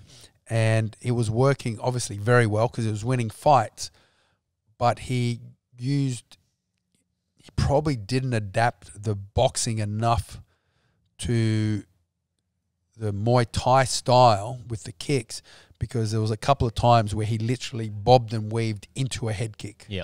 And got knocked out. I think it was 2 times or something like that. And he also got unlucky later on when I think he broke his leg kicking Dennis Alexia. I think he just pivoted, foot got caught in the canvas or something. But here, again, a perfect example of he took the boxing, was able to make it work. Like, obviously, the footwork and the distancing and his punching improved, so it did actually make a difference.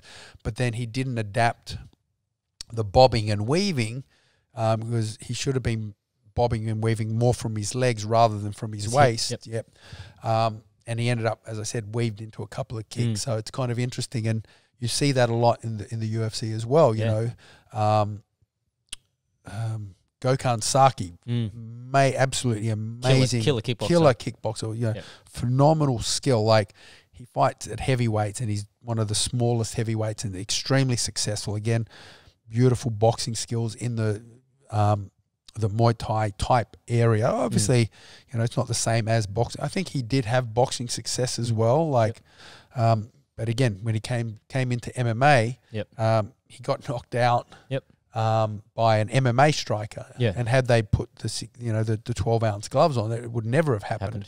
But once you add in the grappling, the smaller gloves, the larger area, everything changed, much more variables. Now, saying that, you know, there are obviously some that have taken that, such as, you know, Izzy and Alex Pereira.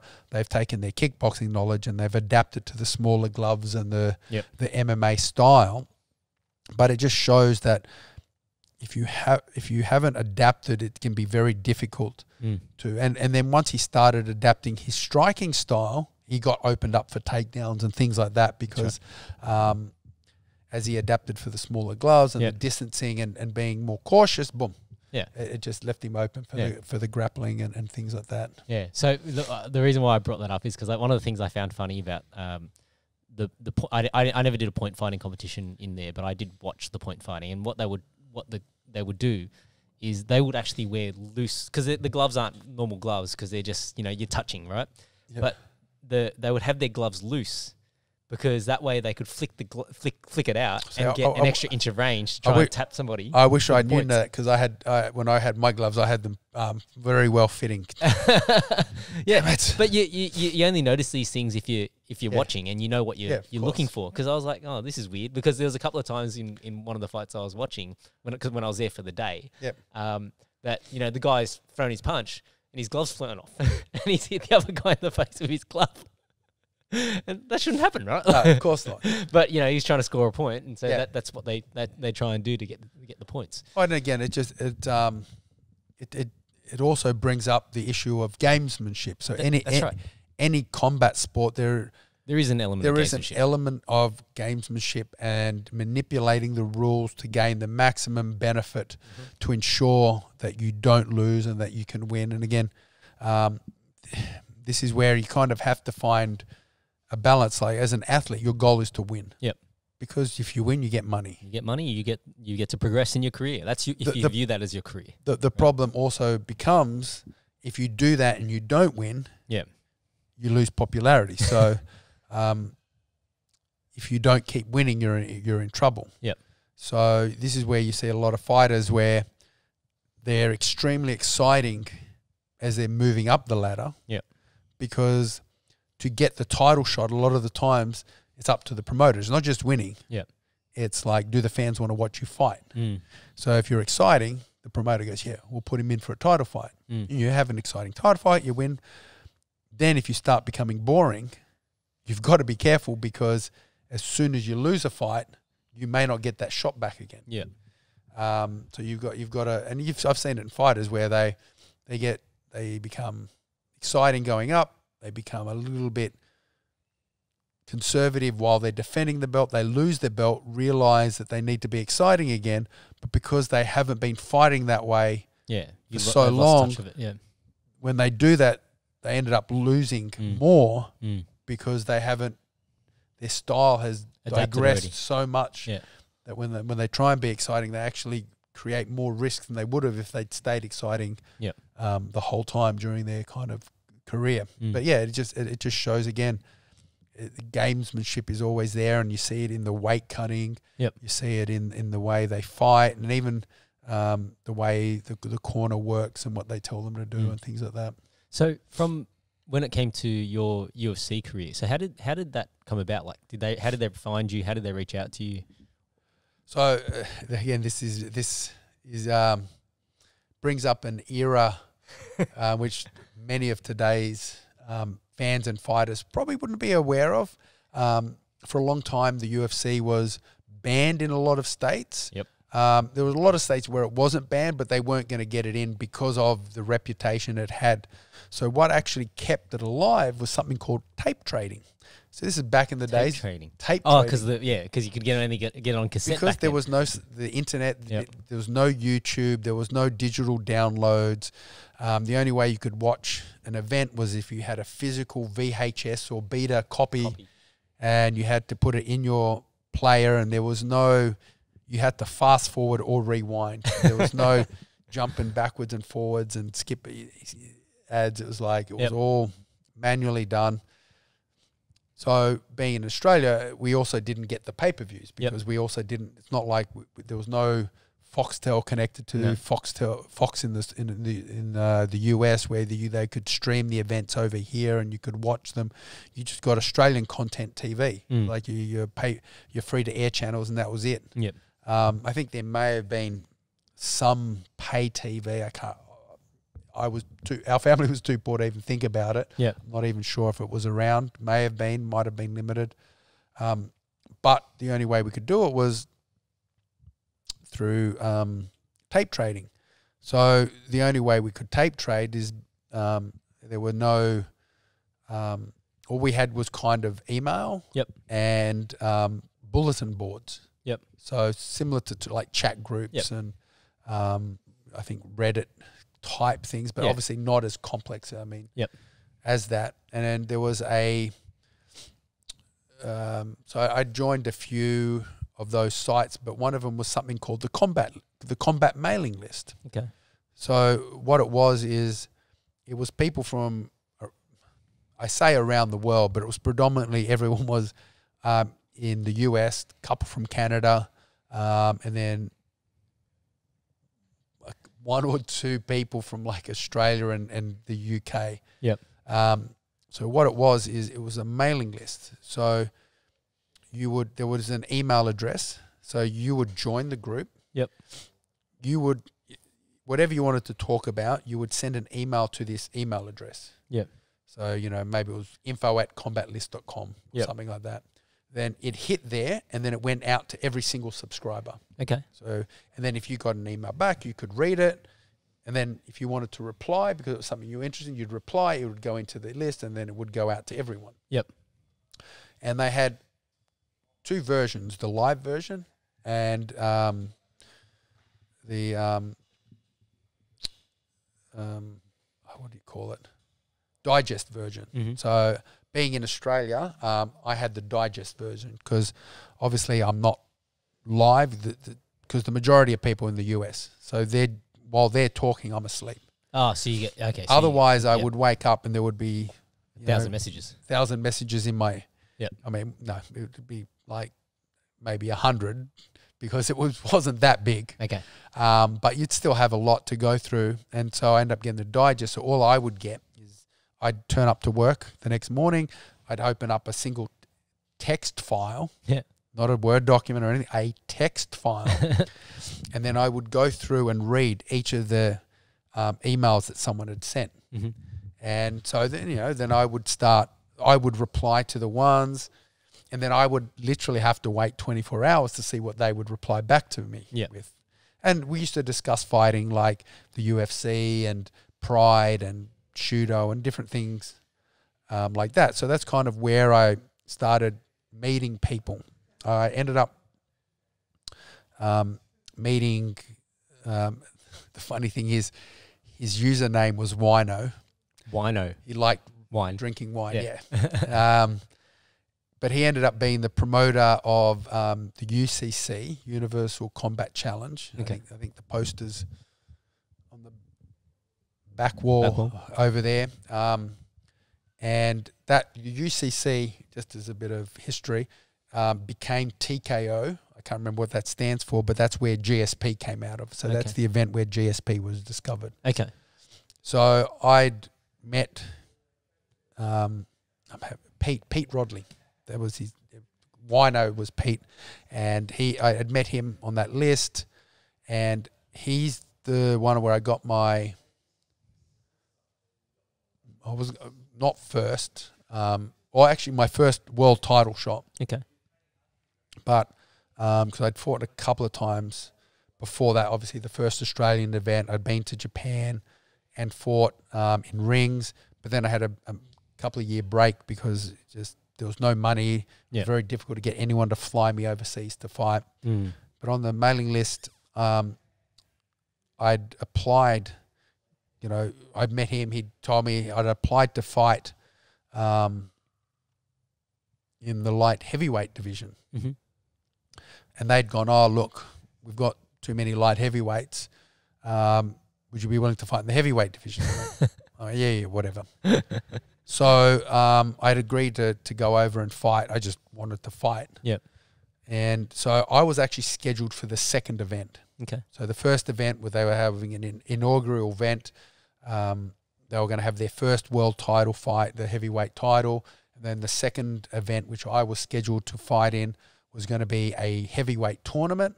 I think it was only going to be a 4-man tournament. Mm-hmm. Back in the day, they used to have 4, 8, 16-man tournaments where you could fight 3 times a night, two to 4 times a night, depending how many were in the division. So I think this was a 4-man tournament, and then so you would fight twice in the night, and then the winner of that would then fight whoever won the heavyweight title in their inaugural event. And they were going to have a couple of those. Going to have a light heavyweight. Actually, I think back then it may have even been called. It may have still been middleweight. I think it might have been lightweight, middleweight, heavyweight. Mm-hmm. So like they said, look, we've got too many people in the mid weights because obviously, it's popular. Most guys are in that middle to lightweight division. I was borderline, so they're like, stick me up in heavyweight. I'm like, whatever, I'll do it. Like, because when I won the Australian title, I fought at the heavyweight. Yep. I won the first ever Australian MMA title, which was the Australian Valet Judo Open in 98. And then what happened was it was supposed to be Chemo Leopoldo and Stefan. I can't remember the guy who was a French guy because the event was being held in Montreal in Canada. Yep. It was a French heavyweight, and he ended up having a car accident and breaking his neck. So he ended up getting fused. And the funny thing is, he still fought after that. Really? Obviously not straight away, but he ended up fighting like months after, maybe a year later. It was a while later, but he still got back in and fought again, and he still came to the event, which was quite impressive. And so they needed a last-minute opponent for Chemo. And he's messaged me and goes, oh, look, I know we've got you for the tournament. We've got an event somewhere between 2 weeks or 10 days away. Are you interested in jumping in? I'm like, sure. Yeah. So I call my coach, hey, we're going to Canada. Yeah. Oh, really? Okay. So, trained for like a week and then, boom. fly over to Canada, and then while I was in the air, trying to remember. So this, I can't remember if this happened before or after. No, this happened before my fight with Frank Shamrock in K1. Mm-hmm. So while I'm in the air on the way to Canada, apparently chemo pulled out of the event. Fight. Yep. So it was a bit convoluted. Like they found out through a news website where he had a photo of his hand in his finger in a splint, holding up an X-ray. Like he didn't contact them. He just did Put that. it online, yeah. And then they said, look, we understand that you can't fight. Come to the event anyway, just so we can apologise to the crowd. But obviously I get there and they're like, oh, we've got to get you a new opponent. Yeah. And the first option was, would you fight Jeremy Horn? Like, yeah, okay. Because I knew who he was and I knew he'd fought in the UFC. I knew he'd already choked out Chuck Liddell. And so I'm like, okay, I can fight him because I know he's about he's a name. Yep. And he's about my size. Yep. Reasonable. And then they contact Jeremy. Jeremy's like, no. Oh, really? Not on short notice. Yeah, thanks. Which is, I guess for him, he had more to lose than you did. Yeah. Honestly, I don't know why he said no. Yeah. I shouldn't assume because he's the sort of fighter that used to take a lot of short notice fights. He used to take a lot of big name fights. He used to fight nobodies as well. So he probably had a legitimate excuse. I just don't know what it is. Yep. I just know that he turned it down. Yeah. And then they're like, we can't find him. We've got another option. Will you fight Tom Erickson? Mm-hmm. Now, Tom Erickson was 300 pounds. Like, he's a giant wrestler. Like, he's a huge guy. Like, and he wasn't fat. Yeah. Like, he was an Olympic wrestler, like, high level. Yeah. Like, don't get me wrong, he's not, like, leaned and super ripped. Like, he was solid, but he was like a tree. And funnily enough, I was actually scheduled to fight him about 2 years earlier for the second Australian cage combat event. Oh, okay. So I'd already accepted that. So I was willing to fight with the weight difference. Yep. But not on short notice because I'm just like, look, Chemo was already bigger than me. He was like about 240, 250 pounds. I was like 210, 215, soaking wet. Yeah.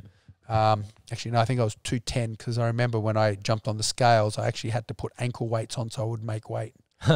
And, you know, but they kind of go, oh, you know, will you fight Tom? I'm like, look, I'm willing to fight him, but just not on short notice. He's just too big for me to not prepare. He's the sort of fighter I really do need to do a camp for. Yeah. Then they go, what about Dan Severn? And I'm going, he's 270, 280. It's like, it's 20 pounds difference. Like, I understand he's smaller. Yeah. It's still like a 60, 70 pound weight advantage. Yeah. Without me being I will fight him. I have no issues doing that, but I'd like to prepare for someone that big. It's not, and you've got to remember, part of fighting someone like that big would require me being able to outlast them. Yep. I've taken this fight on short notice already. It would be different if I was already through a camp. I'd done a strong camp and I was fit and strong. Taking on a last minute opponent that's that much bigger, I'd be more willing to consider it because I know I was ready. Yep. But this is short notice, and that much weight difference. So they end up going, will you fight Dave Beneteau? And I knew Dave Beneteau, another UFC veteran. He'd fought Carlos Barreto, a jiu-jitsu black belt, and beat him in the UFC. And I think he'd probably had a couple of other fights as well. But he had since retired. And they go, oh, look, will you be fighting him? And I'm like, isn't he like 260 or something, 270? And they're like, oh, no, he told us he's 230. I'm like, oh, okay. Yeah, well, you know, if it's in that, yeah, I mean, that's around where, like, chemo was meant to be about 240. Yeah. 230, 240. I'm like, yep. Like, if I accepted chemo, I can't turn down this. That's no problems. I'll take, because I actually suggested, I said, look, just put me on the undercard. Why don't you get Dan and Tom to fight each other? That would be a great match. That's a great match, sure. But obviously they didn't want to spend that money to replacing both when they had one title contender already, so they stuck me. They wanted to keep me in the role. I'm like, oh, fair enough, because it was super expensive to fly from Australia to Canada.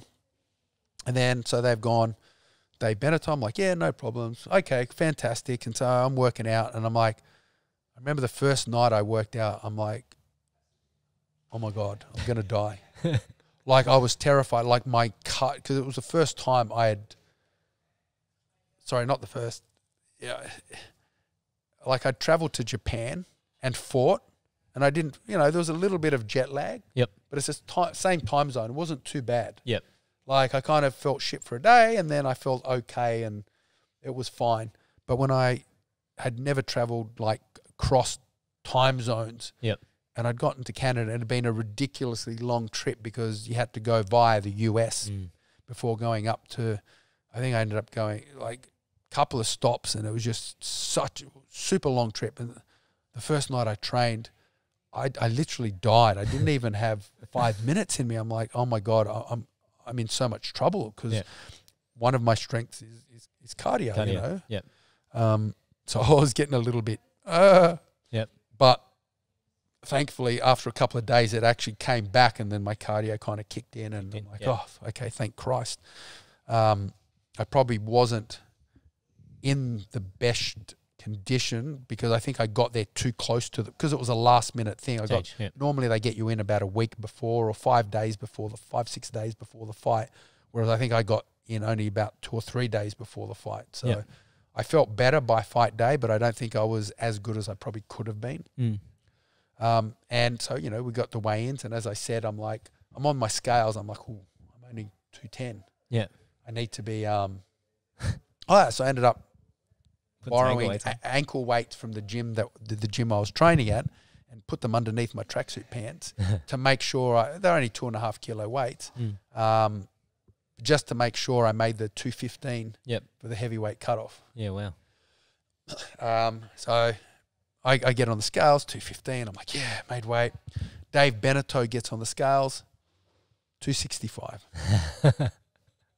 I kind of turned and looked at the promoters, and I've just mouthed. Yeah. And they've come up to me after. I've gone to them. I'm going, you lied to me. Yeah. You told me he was like 230, 240. 230, 240, and he's 265. And they're like, oh, look, he told us he was 245. Yeah. We didn't realize how heavy he was. Yeah. So they tried to, because they knew if he came in at 245 and they told me 230, 240, I probably wouldn't have thought too much of it. Yeah. But to come in 20 pounds over that number. Like, yeah. But I think he must have told them that he was like 245, 255. Yeah. So they brought it down, and then he brought down roughly what he weighed, and so the difference ended up being 55 pounds. Wow. Which I think if you convert it is 25 kilos. Yeah. And I'm like, they're like, oh, blah, blah, blah. Like, you're going to fight? And I'm like, of course I'm going to fight. I've already agreed to fight. Yeah. But that's fucking bullshit. Shit what you just did to me. You pulled this. Oh, no, we didn't do it on purpose. I'm like, oh, well, whatever. So I ended up fighting him. I actually made him tap during the match, but then he was allowed to continue and ended up going to the decision, and I ended up getting a draw and not winning the match because he was there. Why didn't they honour the tap? So it wasn't. So what happened was the ref missed it or something? No. So what happened was my strategy, because he was such a big guy. Yeah. My strategy was just to kick the crap out of him and move around, make him shoot, and then try and, when I get him on my back, submit him. Yep. Because I knew he was a wrestler, I knew he was a ground and pound guy. So I was kicking the crap out of him. He ended up taking me down in the first round, getting to guard. And the first time he reared up to punch me, I almost armbarred him. Like, I got the armbar, but he was so strong, he pulled out. As he pulled out, I landed a triangle on him. Yep. Because he was so big, I couldn't lock it in straight away. So, he ended up getting out of it. Yep. And then he realized the danger. Like, I had a very aggressive guard. Yep. So he just stuck his head in my chest and would just constantly punch. Stop. Yep. Like, don't get me wrong, it wasn't just tapping. He was punching hard. He's a 265-pound guy, 125 kilos. And so he basically we would get stood up. I would kick the crap out of him. He would take me down. He would stick his head in my chest, punch me. And at one point during the fight, I think I landed a big elbow, which opened up a gash. And he actually, quite cleverly, stuck his head in my chest. And I could feel him just pushing his head as hard as he could into your chest, into my chest. And I'm like, couldn't work out. And I realized the bleeding. He did that to stop the bleeding, and it actually worked because like the pressure actually stopped. And once the corner got in, a bit of acid and stuff like that. Yeah. But he because it wasn't that deep a cut. Yeah. But I think he obviously was still worried about the ref stopping it. Yeah. And then at the end of the first round, I actually took him down. And I've kind of taken him down with a single leg, and I've got on top to throw, and as I'm throwing my elbow, the buzzer's gone. So I landed one shot, and then the round was over. Yeah. So I'm like, okay, damn it. But I kind of like, okay, now I know he's getting tired. Yeah. This is what it was actually 2 10-minute rounds. Oh, wow. So it was a 20-minute match, 2 10-minute. So this was back before they had any consistency in rules, because I think my first rings match was 1 30-minute round. 1 30-minute round. But anyway, this was 2 10-minute rounds, and we went to the corner, blah, blah, blah. We're kind of like, okay, everything's working. I'm kicking him. It's hurting him. He's not moving as well as he was at the start of the round. He's getting tired. I've got the opportunity, and then same thing, gets up. I start kicking his leg. He shoots on me, and takes me down. And this time, because I know he's tired, I hit what's called a cutting armbar or a prone armbar. So his arm's straight. Yep. It's on my shoulder. I'm attacking the arm. Yep. I have pulling across. Foot in the hip. And he's kind of in guard, and he's started to posture up to try and defend. And obviously, it was a setup to move into triangle or armbar. Like, obviously, if I got the tap from the prone armbar, you didn't need to transition. Yeah. I didn't need to transition, but I kind of figured he would be too big and strong. But he tapped. Or no, he didn't tap. He goes, stop. And I'm like, ref, he's tapping. He's like, stop. And so we stopped the match. And I kept holding, like I wasn't cranking. I should have just cranked the hell out of his arm. Force him to tap, Yep. So they stopped the match, and then he's like, oh, my knee's dislocated. So, because I'd been kicking it so much, when he drove off his leg inside my guard to defend the armbar, it popped. Yeah. And as far as I'm concerned, that's still a tap. Yeah, that's right. He should have lost, yeah. Yeah. So they stopped the fight. They called, and I'm like, I'm start celebrating. My coaches, no, until the ref calls it, relax. I'm like, no, he tapped, he gave up. Yeah. Sit down, relax. I'm like, okay. So I sat down, and then, they, I actually think the ref was Mario Yamasaki as well at the time. So he does this, yeah. Yes. So they've given him. They've called the doctor in. They put his knee in place. Blah blah blah. They've given him 5 minutes. So not only he's getting time to recover his cardio, because obviously that was what was starting to fail and what was allowing me to land my kicks more effectively, as well as get the submission attempts. Yep. And so they've kind of given him 5 minutes, blah, blah, blah. He's like, hey, is your leg better? Yeah, I'm fine. He goes, do you need more rest? And he's gone, oh, if I can have it. He goes, yeah. And the ref goes, if you want to continue, if you have any more time off, we're going to have to call the fight. Mm. You need to continue if you want to keep fighting. He goes, yeah, okay, I'll keep fighting. And I'm like, he tapped. He gave up. Yep. And I'm arguing. The ref's like, no, up, fight. Yeah. And the really funny thing is, I think this is the first time I've ever gotten angry in a fight. I just had this look of rage in my face. And he obviously saw it. So I started coming out at him, and I was loading up for the biggest kick, because I was going to kick that same leg as hard as I could. Yeah. He literally turned around and ran. Yeah. Well, and I started chasing him. Yeah. And then as I started chasing him, he turned around and shot. Like, I literally run into him and he's taken me down. Yeah. Stuck his head in my chest. Yep. And just kind of did nothing. For 10 minutes. Yeah. Well, I mean, this was... Well, it's getting close to the end, right? It was getting close to the end of the second round. Yeah. It may have been halfway through the round, may have been a bit more. Honestly, I can't remember I just know we'd already done a fair bit in that round. Yep. We'd obviously had the first 10 minutes. We'd already gone a fair bit into this round. There might have only been like 2, 3, 4 minutes left. I'm not sure. I honestly just don't remember. But I know it was getting there. And he ended up just pretty much just sticking his head. I think maybe we got stood up once. He took me down one more time because the problem was I was so angry. I was trying to chase him, and it just made it easier for him to take me down. Yeah. And then it ended up going to the decision. I'm like, oh, I've won it. Yeah. Like, it's obvious. I almost subbed him.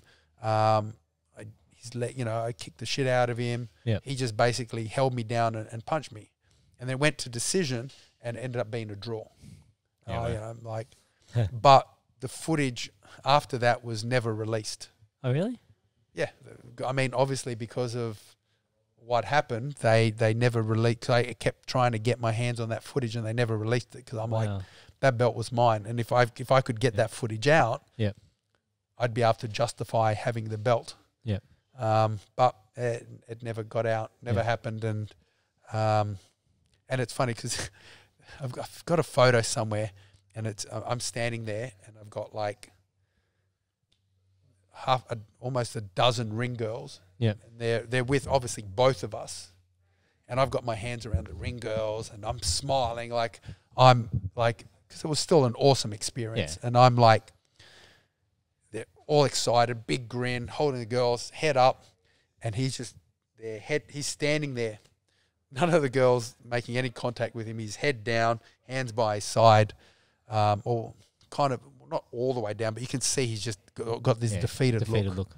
Yep. And I guess that's the closest I come because had I actually got that win, I would have been the first Australian with a world title, an international world title, and it would have been just an awesome memory and thing to have. But it didn't work out. So and then obviously I would have had to defend it, but that was kind of. That match helped me get my fight with Frank Shamrock, which also then helped me get my fight in the UFC. Yep. So you asked how I got into the UFC. So on this same mailing list, I told you it was going to be a convoluted story. It was going to drag on. On the same mailing list, there was this guy named Joe Silva. Hey. And so he was... the OG matchmaker. He worked with John Peretti in the SEG days as his assistant matchmaker because... Joe had a very in-depth understanding of the Japanese MMA scene, particularly the Shudo, as well as the US domestic scene, such as Hook and Shoot and all of those smaller events. So he was very well-versed, was a lot more knowledgeable than people today probably realize. Like, he was very astute in relation to MMA, even though I think he may have done some training. He may not have been a fighter or anything like that, but he was definitely a scholar of the sport, and I'd met him on that mailing list. So I'd actually contacted John Peretti previously to try and get into the UFC through the SEG, but he'd kind of at first looked into it, and then he kind of realized the cost of flying me and a coach over, and it's like the UFC wasn't making money, and they're like, well, he said to me, he goes, look, it costs too much, and you're not enough of a name. You need to make yourself a name, and obviously there was no MMA events happening in Australia, so it's very hard to make a name. But post that's when I got the UCC match, and then I ended up getting a match with Frank Shamrock in K1, and then in January 2000, was it 2000? 2001. 2001, because 2000 was the K1 match, 2001 was the UFC. I got a phone call like 4 a.m. in the morning from Joe Silva going, hey Elvis, it's Joe. We've got we're looking for an opponent for Jeremy Horn. He was supposed to be fighting Cafe Dante. He's got a staph infection, big hole in his leg. Ugh. We've got no one who wants to take up the fight. Do you want to fight him next weekend? So I think I had about 7 to 10 days. I can't remember exactly. No, I think it was closer to 10 days, kind of notice for the fight. So I had like 3 days to train before they flew me out. And I'm like, yeah, sure, no problem. And it was back in the old Motorola flip days, phones, and I put it down, gone back to sleep, woke up the next morning. Was that a dream? I didn't even actually think to check my phone, because I don't think we had phone logs, or they were hard to find, and not like we do today. And so I kind of went, I had the weirdest dream. And I think I ended up calling one of my friends. Had the weirdest dream today. I dreamed I got my fight in the UFC. Yeah. And then I've gone into, work, sat down on my computer, pulled up my emails, checked my combat list, blah, blah, blah. And then going through my emails, and there's one from Joe Silva. Yep. Uh-oh, what's this? And he goes, as per our conversation last night regarding your flight, please give us your passport details, blah, blah, blah, so we can organize. I'm like, oh, this crap. Legit. This is it. So I call up my coach. Hey, Anthony, are you available to go to the US next weekend? He's like, what? I'm going, I've got to fight in the UFC. He's like, oh, okay, yeah, sure, no problem. And it actually ended up being the very first event that SEG ran. Yep. And this is where it really gets interesting. It was in, so it's the first time SEG took over. So obviously first time Dana White was with the show. First time Joe Silva actually matchmake the show as the head matchmaker. It was in New Jersey in the Trump Taj Mahal. Wow. And it was the first time that they had an officially sanctioned, athletic commission officially sanctioned MMA match in the US. Yep. So it was, yeah. And again, it's just funny how so many things are interconnected. So absolutely. I ended up fighting Jeremy Horn. Yep. Jeremy Horn had lost to Frank Shamrock previously. Frank Shamrock was who I had fought in K1, and I think I was one of the, since he'd become champ, I was the first person to not get finished by him. And then Frank Shamrock was in the corner of Matt Rocker, who was the first person I ever fought in my first ever MMA match, which was the first ever MMA event in Australia. Yeah. So it was just funny how everything. And then obviously Jeremy was who I'd been offered to fight for UCC. Yeah. And then in K1, after Frank beat me, and one of the things he said is, and he ended up putting this in an interview, was he goes, my job is to break people. That's how I finish them. He goes, I put so much pressure on, I break them. Yeah. He goes, I couldn't break you, and you should be, even though you lost, you should be proud, blah, blah, blah. I'm like, oh, cool, thanks. And he actually even put that in I think I literally posted that the other day because someone, it's one of the memories that goes back, and it was an interview with Frank, and he talked about that fight, how he breaks people and he couldn't break me. Yeah. But after that fight, he told me, he goes, don't fight Jeremy Horn. Yeah. And I'm like, why? And he's like, the guy is one of the most skilled fighters in the sport. Yeah. He is like, but because of how he fights and kind of how he looks, he was called Gumby. He's not the most, he's the sort of fighter where it is a very great risk of losing to. But that's not the issue. The problem is, if you beat him, you may not get the recognition you deserve for beating someone of that level. Yeah. And if you lose to him, no one's going to remember your name. Yeah. And I'm like, oh, okay. And it was funny when I got offered that fight. With the UFC, that went through my mind. Yep. Frank going, you shouldn't take the fight. And I just went, yep, I'll take it. Didn't even hesitate. Which kind of happened all the way, kind of through my career. Yeah. All right. Well, I think we're going to have to come back for a part 2.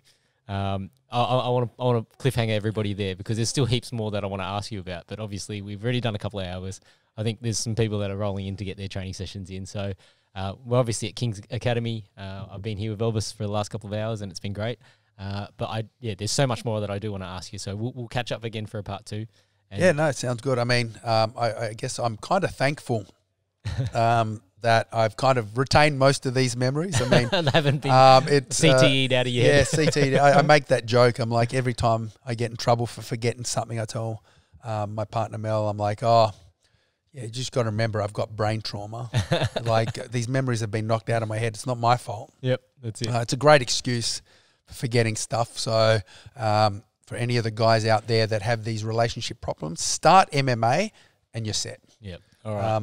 But yeah, just before we sign off, a lot of that will also hopefully come back into the next chat we have. Absolutely. As I talked about nutrition, and then I talked about, if you want to bring up talking about recovery and how I've kind of realized the value of all that working together. Yep.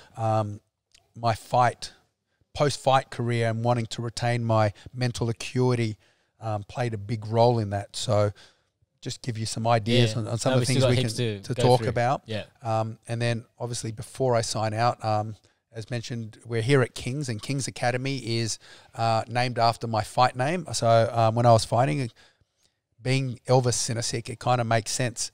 I got given the name the Elvis, the King of Rock and Rumble. So, you know, obviously it's a play on Elvis, the King of Rock and Roll. Yep, pretty much. And so it kind of that kind of stuck, and that's one of the things about fight nicknames. You don't choose them. The fans or the commentators, they pick it for you, and then if it sticks, you're stuck with it. So thankfully it was a good one. It was a little bit onerous because it is quite long, the King of Rock and Rumble. Yep. So nowadays it gets shortened to King, and that's why I opened up King's Academy. But it also goes back to my call sign.